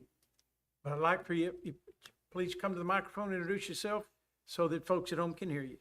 I know you got a big voice, but I want folks at home to hear everything that's going on. I have a lot more to say, But they touched on subjects of wetlands and then the e-bikes too. You got the floor. All right, well, I got a lot of stuff, but I'm gonna make it short and sweet instead of long and sour. But my question was, is there gonna be any e-bike officers, is it planned now to on Fort Morgan Trail? Yeah, we are. The NAT team will all be trained. E-bike is not the preferred method of travel of our NAT team. Yeah. But they are all being trained as bicycle patrol officers. So they will be out on the Fort Morgan Trail patrolling out there. We're also looking to put some of the mobile speed limit signs out there and signage all through there to educate some of that. So yes, they will all be trained on bicycle patrol. So I believe some, if not most, already are. I don't know how many instances y'all have had on the trail right there, but I live down 2.5 miles down the road, and I've seen some pretty close calls and a lot of riprap too and everything. That's the reason I was questioning it. I knew they were gonna run the trail on down, and I didn't know what plans y'all had on it. I knew we used to have officers on bicycles down at the beach back in, I think, late 90s or 2000. You'll be seeing it again. Yeah. I got more I'll add later. Kenny Williams, Henrietta Fulford, I think I've met y'all throughout the years, Mr. Andy Byer there, and I've got something else I'm gonna speak about later whenever you get finished on this subject, though. Okay. Yes, sir. Briefly, to answer Mr. Harris's Can question, you tell us who you are real quick? my name's Brian Christich. I'm the owner of Gulf Shores Bike Rentals here in Gulf Shores. Mr. Harris, currently the state of Alabama has a law that does not permit e-bikes to be ridden by minors under the age of 14. So no rental companies are currently renting to kids under 14. Most of us require the renter to at least be 19 years old, but they can rent a bike for a minor as long as they're over the age of 14. And Mr. Garris, for the most part, I'm pretty sure all the e-bike rental companies, the top speed of an e-bike is 19 miles an hour for a rental company.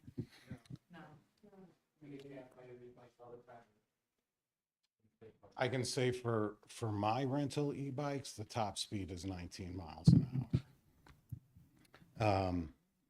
I have a prepared statement I'd like to read.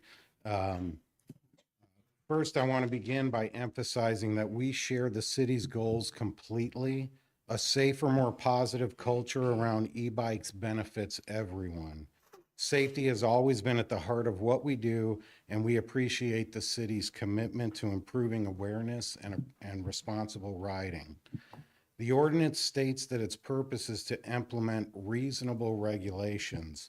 We fully agree with that mission. Most of the ordinance is indeed reasonable. In fact, they are all already a part of our standard operating procedures at Gulf Shores Bike Rentals.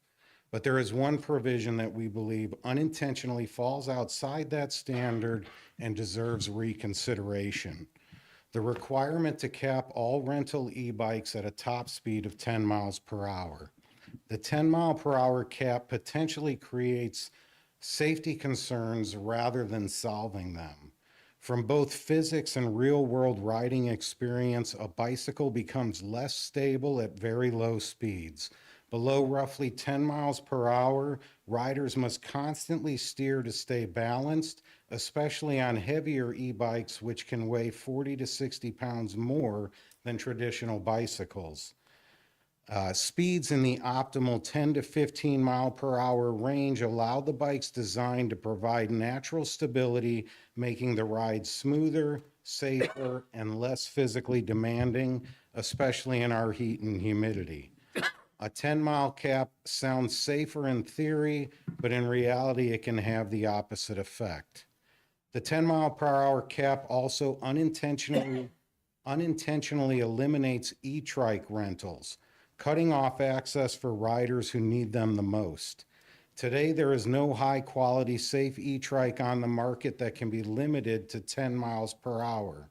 The best models, the ones used worldwide, are engineered to be limited to 15 miles per hour, which is the standard adopted across Europe since 2002. Because of that, global manufacturers build motors, controllers, stability systems, and safety testing around that limit. And because of that, many safe, high-quality e-trikes exist, but none that can be capped at 10 miles per hour.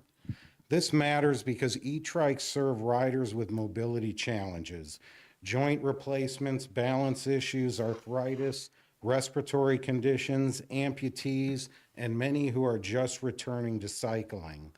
These riders are not the fast or reckless ones. They are parents, grandparents, and visitors who want to enjoy Gulf State Park with their families.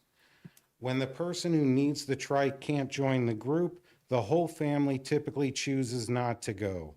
That means fewer families experiencing the park, an activity that many visitors rank as the #1 thing that they do while visiting Gulf Shores. Limiting e-bike speeds to 10 miles per hour doesn't just reduce safety, it removes access for the people who rely on them the most. It may also raise ADA considerations since e-trikes are federally classified as other power-driven mobility devices under the Americans with Disabilities Act. A 10-mile-per-hour cap forces equipment modifications outside the manufacturer's specifications. When the ordinance requires rental companies to modify equipment beyond the manufacturer's engineering standards, it placed the city in the position of making technical engineering decisions instead of general safety regulations. Speed classifications directly affect bicycle handling, rider stability, motor programming, controller engineering, heat load warranties, and safety testing. Requiring a 10-mile-per-hour cap conflicts with those technical engineering specifications and could unintentionally shift responsibility for resulting performance and safety issues onto the city. Municipalities don't usually require rental car companies to install speed limiters on their vehicles because people that rent cars speed. They post speed limit signs and then enforce the rules by writing citations to those that break the rules. The solution: use the long-standing, globally accepted 15 mile per hour standard. Europe's 15 mile per hour limit wasn't chosen arbitrarily. It was set by teams of engineers and transportation experts as the safe, stable operating speed for e-bikes on shared paths. Manufacturers designed their systems around this global benchmark. Aligning with the established 15 mile per hour limit would ensure rental equipment remains safe and stable, allows continued access for riders with mobility limitations, avoids forcing unsafe or untested modifications, keeps rental e-bikes the slowest e-bikes on the island, and maintains consistency with internationally recognized standards. This approach meets the city's goals of reducing speed in a way that is reasonable, enforceable, and safe, while still allowing rental companies to select safe, well-engineered equipment that meets international safety standards and does not unintentionally eliminate an entire category of mobility devices. We respectfully ask the council to consider adopting the 15 mile per hour standard for rental e-bikes and e-trikes, the globally accepted engineering-based limit. And we fully support the city posting speed limits on shared use paths and enforcing them equally. Clear rules plus enforcement will always be more effective than altering equipment beyond manufacturer specifications. I invite any council members who has questions or would like to discuss further to reach out to me. I appreciate your time, your hard work on this ordinance, and for your dedication to making Gulf Shores safer and more enjoyable for everyone. Thank you.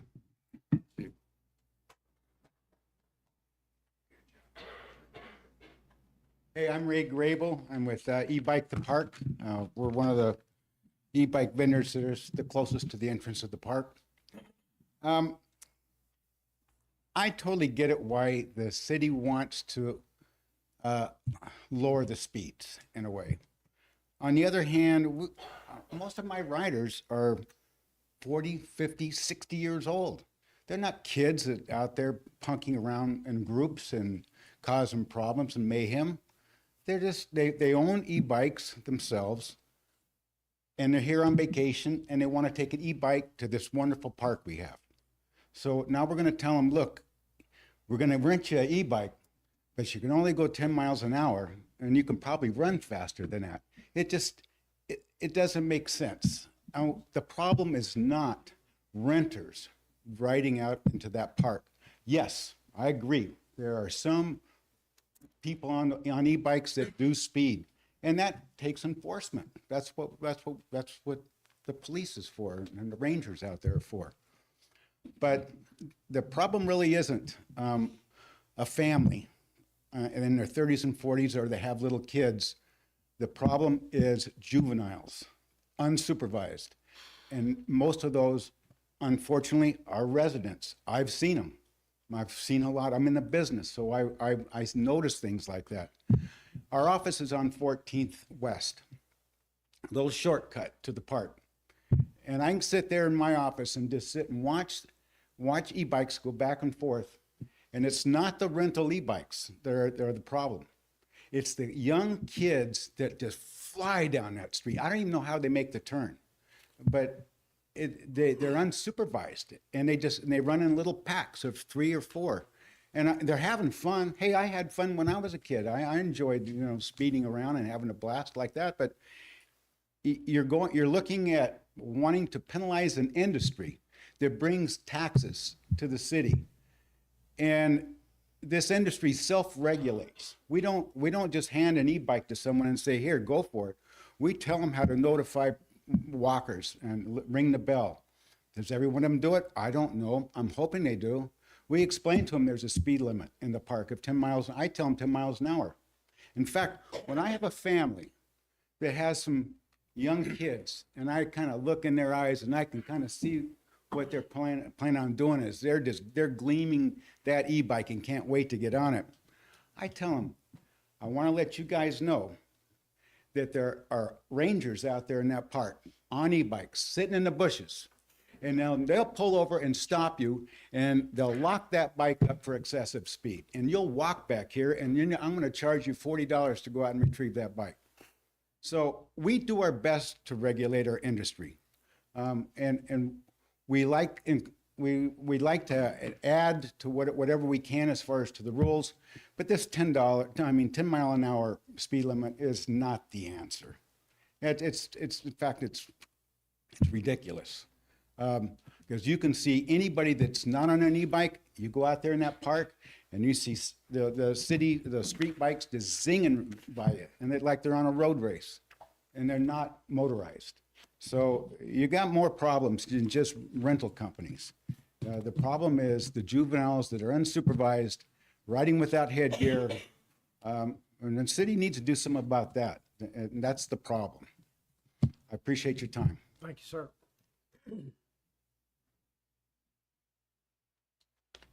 Charlie with Ike's Beach Service. I just want to highlight the chief and just say how much I appreciate his initiative to get with all the rental companies and kind of sit us down and go through the motions with this so that we all understand, but also get our input.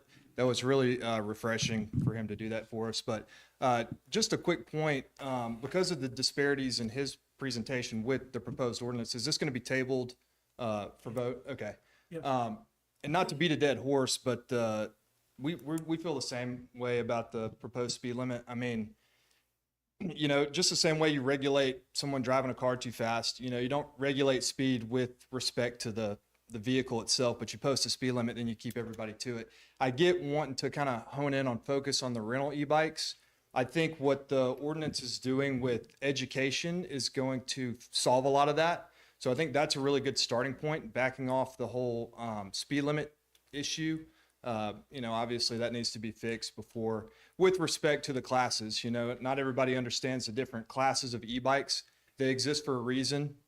Each different class has its own, you know, definition with respect to speed and mechanics. The throttle's the big problem. We've been renting e-bikes for quite a while now. And when e-bikes first hit the market, you know, we were learning. It was a big learning process for all of us, all the renters, anybody that started. You know, we've kind of worked this out over time. And just to talk to the non-renters for just a second, I mean, none of us want wrecks. None of us want problems. We want a smooth and experience for our customers as possible. So over time, we've all kind of taken steps to cut down on the accidents, cut down on the issues and the calls and the problems. For us, that fix was taking the throttles off the bikes, which, if you don't know, that reduced us from a class 2 down to a class 1 e-bike. Class 1 e-bike is pedal assist only, up to 20 miles an hour. We found that is completely sufficient in reducing the amount of wrecks that we were having. We were having a lot of wrecks at first, but when we made that move and cut everything down to class 1, that pretty much solved our problem. You know, other than the other things that we did, like introduce a safety video, educational, plus, you know, every customer with us, they get a full tutorial before they ever get on the bike. We're very selective. We have an age minimum as well. And then, you know, for anybody under the age of 18, they have to have a parent chaperone with them. So all these things we're already doing, but the speed limit issue definitely needs to be fixed. I think that's obviously, you know, if you can run faster than you can pedal, why would you rent, you know, the bike itself, or just get a manual bike for that matter? You can pedal that up to 20 miles an hour and nobody's going to say a word to you. So, you know, that's definitely a point of contention for us. So I appreciate it. Thank you. Thank you. Thank you.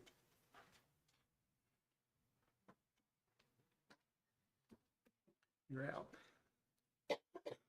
Pat Troop, resident. I really can't address the items they brought up about the trails and such. I'm more concerned with the dismount zone. I have a father, 82 years old, on an e-trike, and he lives in the dismount zone, and he cannot dismount from his bike and walk it through there. And I just want to make sure that any ordinance doesn't prohibit him from having mobility around that area, because that's the only way he gets around. So I just wanted to get clarification on that and definitions on what would be an acceptable device. I read in your current ordinance, and it's any self-balancing motorized vehicle, I think, or which I think would include an e-trike. Is that correct? I'd have to look at it. Okay. Well, I just want to make sure that any ordinance doesn't limit his mobility and any others that might have mobility issues in that dismount zone, because that's the only place that he rides. That is a consideration, that the ADA compliant vessels would be allowed down there. I think you mentioned e-trikes as being ADA compliant. So if that's the case, then he would qualify under that. And I just want to make sure he's not prohibited from moving around. Thank you, sir. Good point. Les Roseanne, I spoke last week. Thank you. I do have a question, couple questions. The definition that you put on the ordinance just defined an e-bike as a bike with a motor. It didn't classify it by class, 1, 2, and 3. And I think that language needs to be there. I think it's recognized federally, the 3 classes, and the state of Alabama, the law, although the section number that was on the printout, it went between the two. I was on the Alabama site, and I'm reading through, and the number that you cited wasn't there. So the definition, if it's not what the state says, didn't mention anything about these e-motos, which is short for electric motorcycles. I endured them on the trail. I've had them go past me on the road. They are extremely dangerous, and there was nothing there.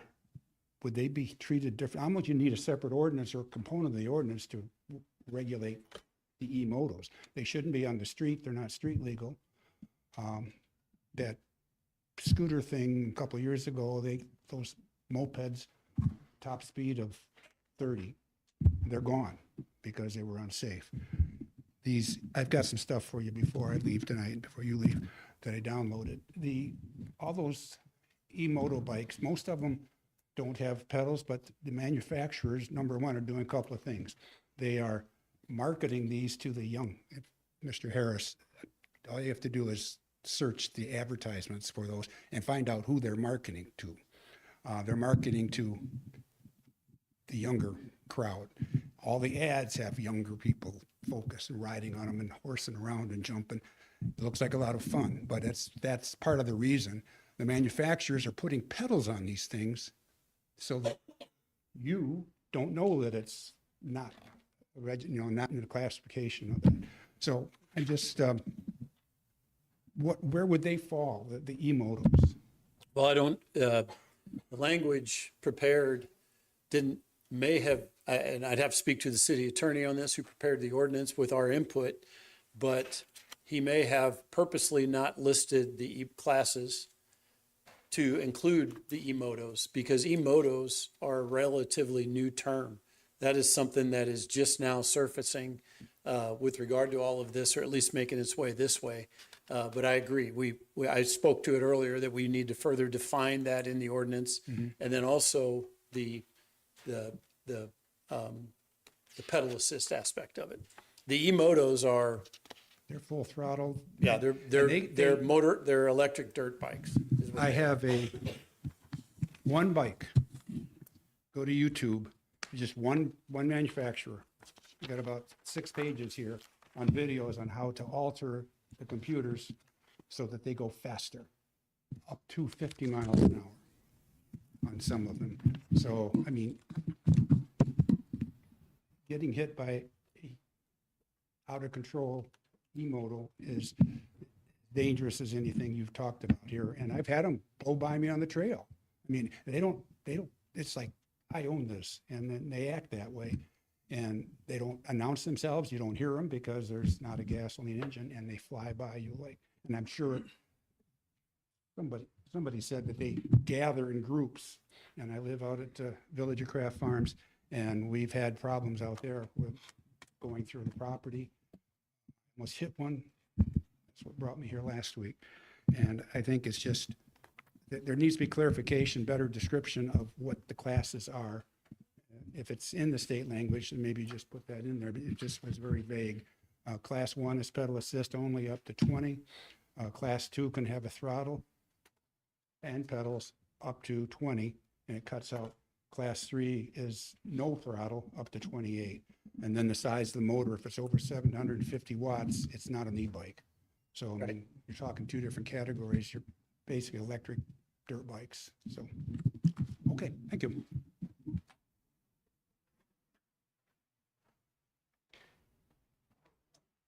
Good evening. I'm Polly Christage, owner of Gulf Shores Bike Rentals.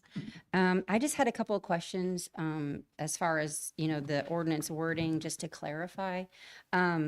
As far as the helmets are concerned, you have in here that the device is equipped with, furnished with a helmet. And I just wanted to find out, we already offer helmets to any rider, any age. Are you requiring everyone to leave the shop wearing the helmet? Is that part of this ordinance, no matter the age? The requirement is for you to provide them, and if they don't wear them, it's up to us to enforce. So they need to leave the shop with the helmet on the bike? Yes. Okay. Okay. Preferably on their head. Of course, of course. Just wanted to clarify. And then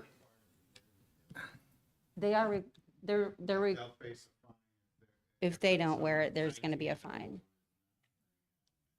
Correct. Okay. An adult will have a fine without wearing it. Okay. And then you also mentioned in here in the definitions, motorized scooters. Will the vendor's license allow the rental of motorized scooters? The vendor's license currently allow that. There just aren't any. Okay. Thank you. I think I'm gonna need to understand a definition of a motorized scooter. I don't know what that is. Got an e-bike, I can envision. A motorized scooter, I don't have. I have no idea. That's what we went through with Coyote. That's when we got rid of. That's not what we're talking. We're talking about a two-wheeled scooter. The ordinance says an electrically motorized board is a one or two-wheeled board, more commonly known as an electric skateboard. A motorized scooter is a two-wheeled electric scooter with an upright handlebar and rectangular platform on which the rider stands. So this ordinance talks about motorized scooters. We've been told we're not allowed to rent motorized scooters. And so the question is, since the ordinance is specifically including motorized scooters, are we now allowed, if we have a mobility vendor's license, are we allowed to rent those scooters now? Which would be something, as I mentioned, 14-year-olds are not allowed to, under 14 is not allowed to operate an e-bike on their own. Whereas an e-scooter, it's just one with a T handlebar that a kid stands on like this. They make electric versions of those. We've been told we're not allowed to rent those. And this ordinance includes that equipment in the ordinance. So would that mean somebody with a mobility vendor's license is now permitted to rent those, as well as the electric skateboards, the one wheels, the segways and hoverboards that the ordinance covers? The reason I asked the question, I did not think that was something that we were intending to allow on our streets from a rental. So that's the reason I didn't understand what a scooter was. That was my thought of what it was. I didn't think we were intending to allow the rental of those. But yeah, it's a stand-on scooter, not like a moped type of scooter. I think what he's talking about in the ordinance, all of those devices are defined, so they weren't confused with the e-bikes. I don't think the intent of the ordinance as written is to allow those to be rented. I think it just further it creates a definition of what those are. There's no change in the the rentals that I'm aware of that allow those to be Rental of rented. those. Right. It just further defines them. Well, with him asking the question then I think if you're gonna define them, you need, these are not rentable. Put Sure. that word in. Duly If it's noted. not in there, We put can- it in there, then he'll know that you can't rent those. Right. If it's not in there. Yes, sir. Come to the microphone.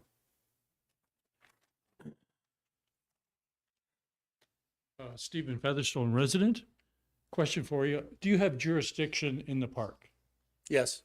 Okay. Oh, State Park? Yeah. The portion that's in the city, yes. Okay. I ride my bike a lot in the park, and I wouldn't say I have a problem with e-bikes, but if you said to me, what is the number one safety issue in the park on those trails, is there's no marked line to differentiate which direction you're going. And quite often people, they let their guard down and they come over the line and you're coming around a curve. And there's been several times where I've almost collided with somebody.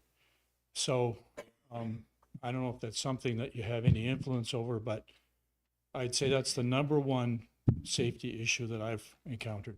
I would agree with that. And as far, we have enforcement action, but not, I guess, the regulatory or the improvements Yeah. of the trail are not up to the city of Gulf Shores, it'd be the state. And I noticed that trail that goes from the high school, excuse me, down to Dolphin, they do have a line on that one, which is a step in the right direction. So anything you can do to influence the park guys to do something about that would be very helpful. We're going to stripe the trail. That's the plan. Okay, thank you. Our trail. Thank you. I just wanted to say one thing about the discount zone. You're welcome to.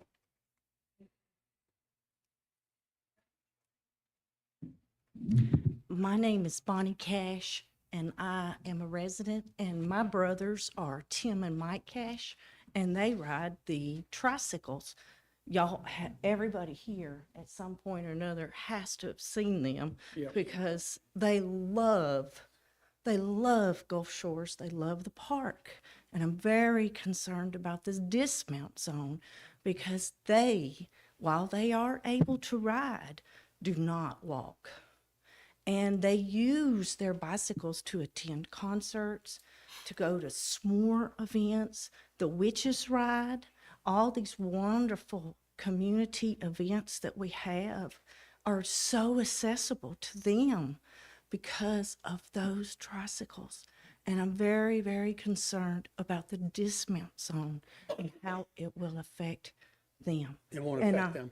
I understand about safety. No, they'll be fine. We know exactly who you're talking about. They're on trikes, right? They'll also tell you that they complain a lot about a lot of close calls. Oh, they do, and they are there. They keep an eye on things in the Yeah, they city do. of Gulf Shores. Yeah, they do. They do.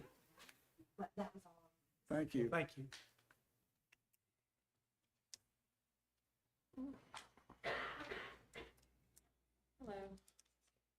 I know what everybody's thinking. It's the same thing I am, that it's almost 6 o'clock. So I'm going to try to be. Tonight was going to be long, so we're good. Well, I know, but my puppies don't know the time and they are probably very angry with me right now. So Mayor, Council, thank you so much for allowing me to speak.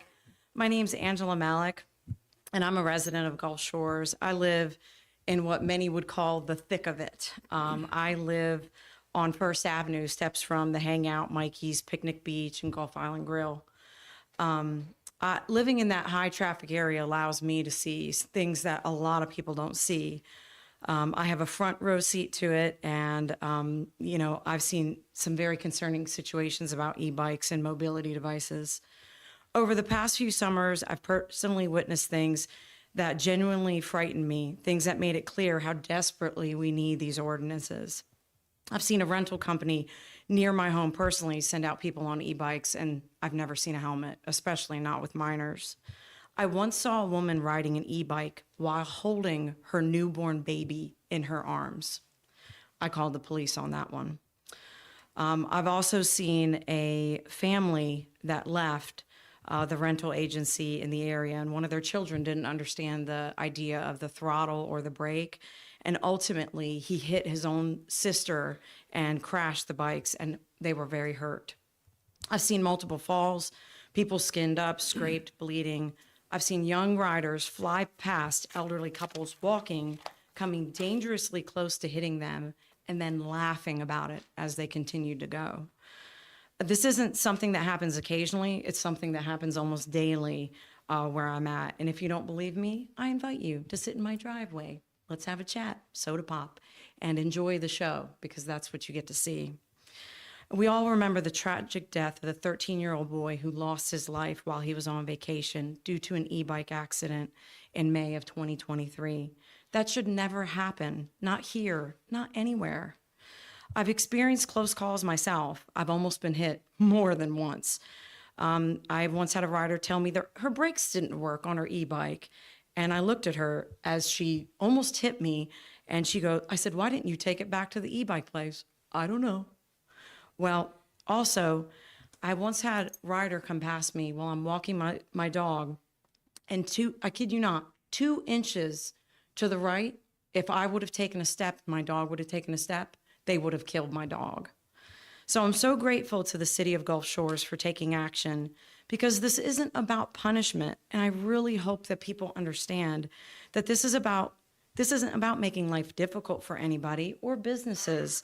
In fact, this is about protecting children, seniors, pedestrians, pets, families, and giving our police the clarity and the authority that they need to keep our public spaces safe, especially with the popularity of these e-bikes that are so new. I fully support the ordinance, and I appreciate the careful thought that's going into it. And I'm anxious to see what kind of changes and revisions and things that are going to be taken into consideration. But thank you so much for prioritizing the well-being of our residents, our visitors, and our community. I'm grateful to the City of Gulf Shores for making this safer for all of us. Thank you. Thank you. Anybody on e-bike? Please. Hi there, I'm Christy, owner of Amberjack e-bike rentals. We've only been open we just hit our year mark, and most of our customers are typically over age 40, more 50 and 60, and I think that we definitely need regulation. Going into business, I'm not planning on being rich, but I also, one of my goals is that I don't want people's families altered. I don't want them to have a bad vacation, but I also don't want them to be permanently damaged with brain damage. So I just want you guys to know too that we do, like our business, amongst these other ones as well, take people's safety very seriously. One of the things we implemented, same as Ike's, is that we no longer have throttles on our e-bikes. And so what that means is that our customers can ride our bikes to pedal assist, which for many of you who don't know, it means there's a sensor in the back motor. And so as long as they're pedaling, they can maintain the speed. And it does go up to about 19, 20 miles an hour. It would go up that fast, but by removing that throttle, it prevents those accidents. And I think that's what some of the danger, like at least for me, that's some of the dangerous points of unknowingly pulling back on a throttle and being able to, propel yourself into traffic unintentionally. So that's just one of the safety measures that we've taken in place as well. I've had a few I knew that by doing that, that's not necessarily the industry standard around here. And I knew that by doing that, I could potentially lose customers. And occasionally I do. They'll call and ask, we just want to go for a cruise and we don't want to have to do any work at all. And I just have to tell them, I'm sorry, but our bikes are beginner friendly, which most of the people coming down to this area, I would say, falls under beginner friendly. And for me, that's if you don't own an e-bike, like I do think the skill set goes up drastically once you become an owner.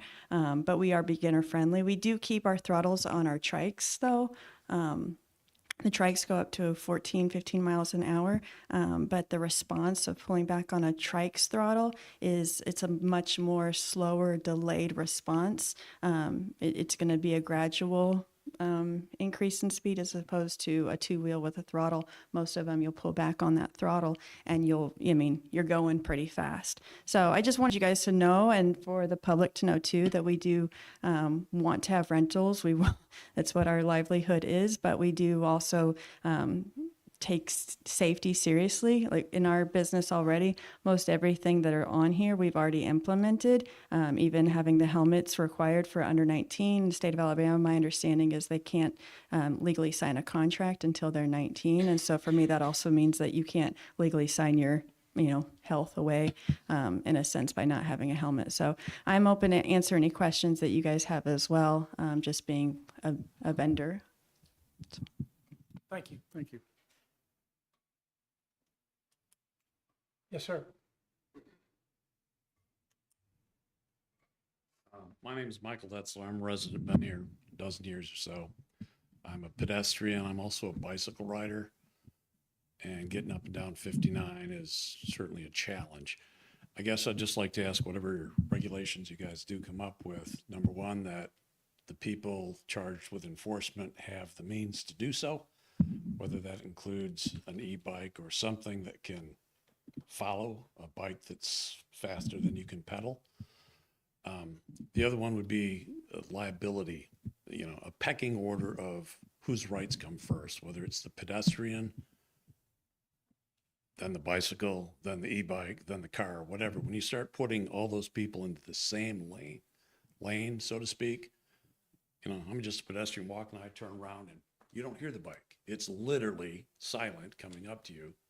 They're not expecting you to turn. You're not expecting them to be passing you. So some kind of a boom. In this case, sorry, you're the guy that's on the e-bike or the bicycle that just hit the pedestrian. Pedestrian wins. You're the one that hit the bicycle from the e-bike. Bicycle wins.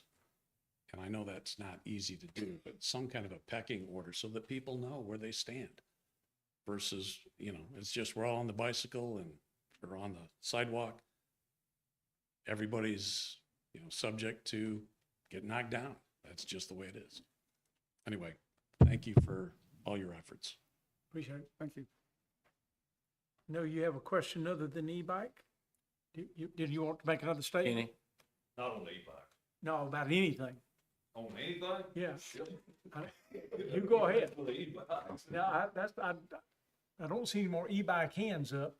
If there is, yes, sir. Sorry, I forgot to mention, where I used to live, you had to have a bell on your bike.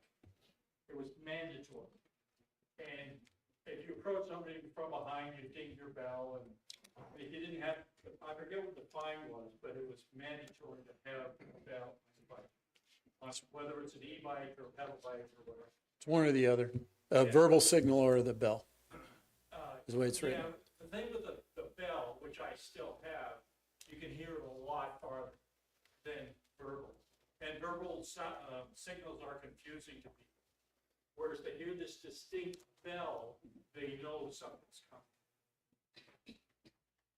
coming. For consideration, thank you. Kenny?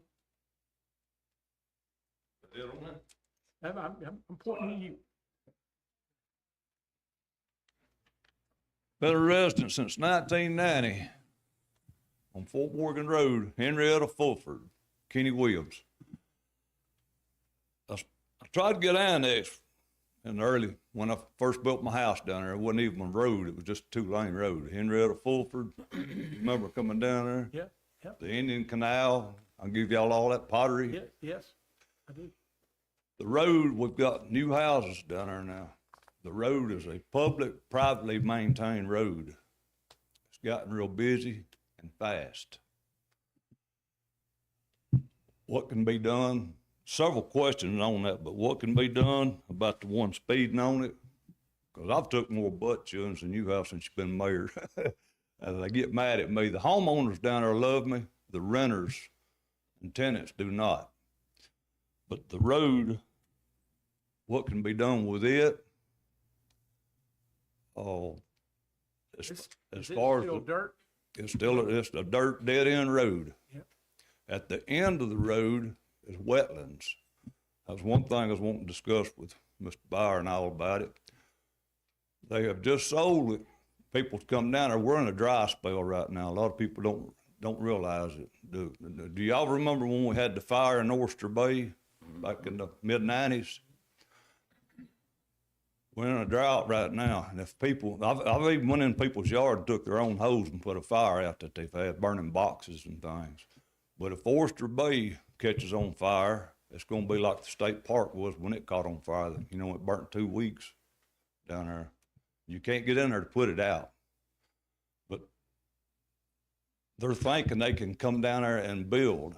They don't realize that it's wetlands because it's a dry spell right now. But I need someone that's got a little bit of pull to either. They're cutting trees. That was one thing I would discuss when I was here last time about the tree cutting, you know.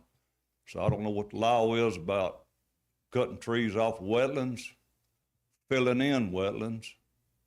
Oh, I got with Corps of Engineers and got a plat and everything about where they ran to. And the only way they can get down there is to fill it in and fill the property in. When I built my house, we didn't even have sewage, we didn't have water or anything. And it was just, well, it was peaceful.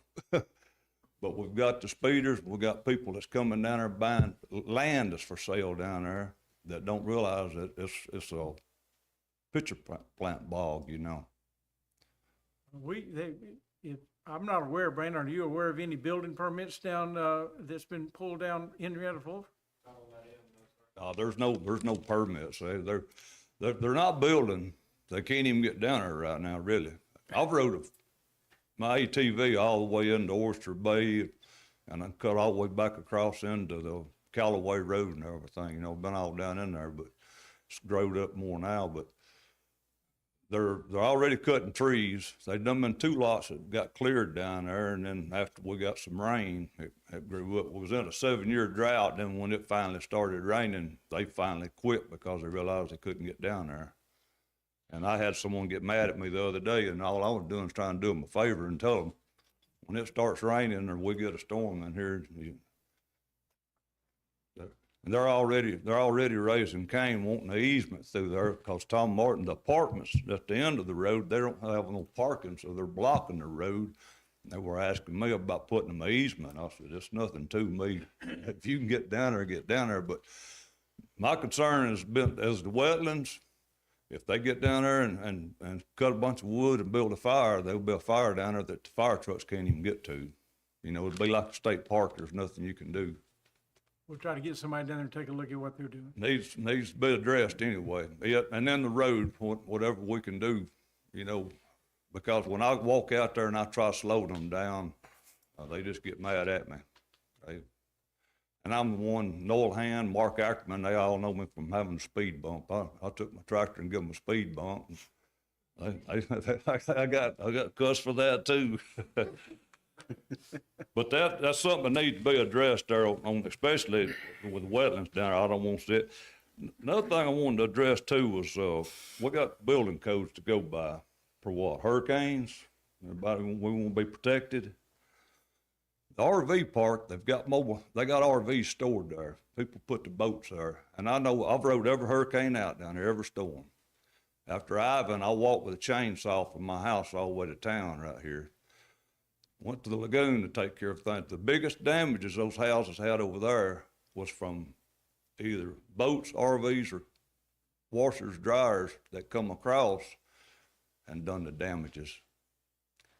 And the RVs that's left there, if you've got to build a shed, house, or anything for hurricane code, why are we allowing RVs to be stored? You know, well, I mean, they're not hurricane code. I don't know the answer, but we shouldn't be. Well, I just think it ought to be addressed, that right there, but mainly that, the marsh down there of, protecting it. Appreciate it. Thank you, Kenny. Appreciate it. Was there anybody else that needed, something from the council, wanted to talk to the council? Yes, sir.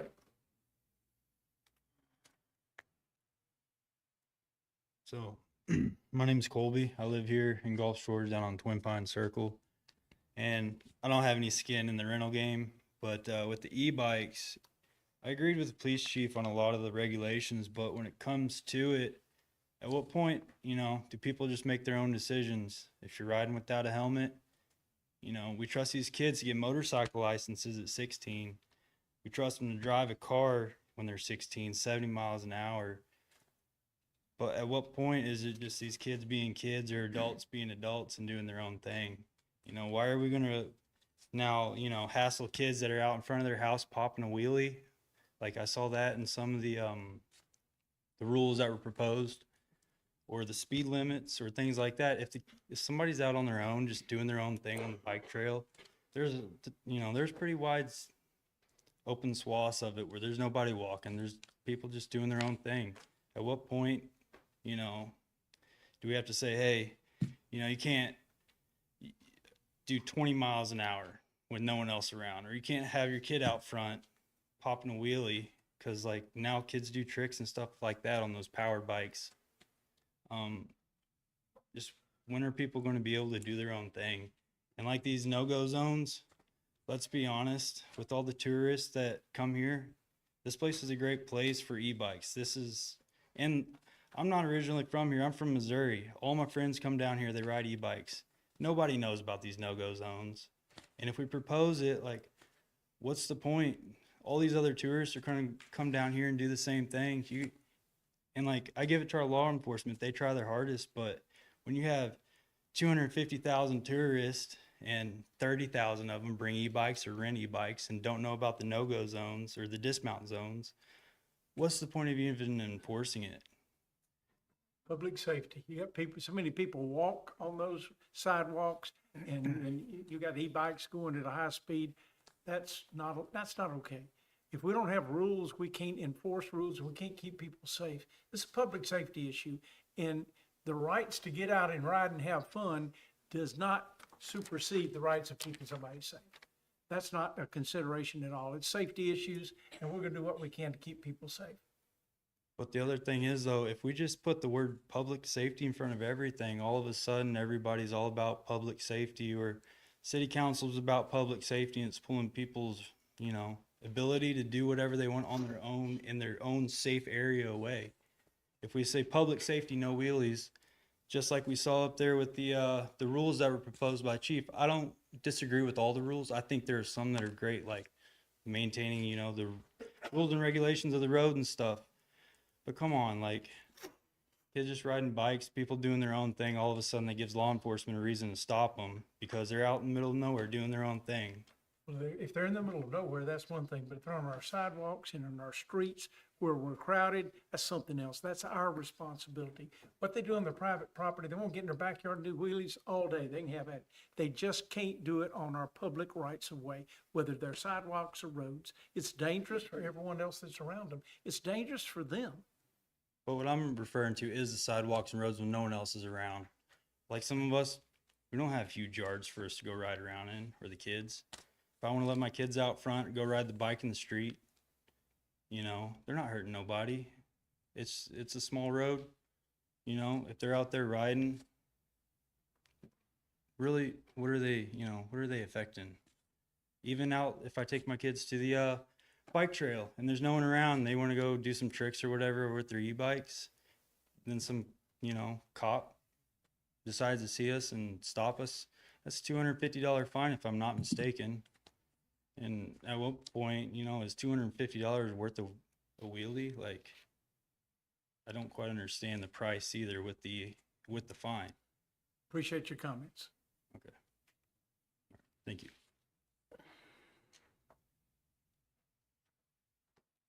Anybody else? I know it's been a long meeting, but if you're here for a reason and you didn't get to talk about it, come on to the microphone. If not, Motion adjourned. we're going to adjourn. We're going to redo it again Monday night. And we stand adjourned. Go.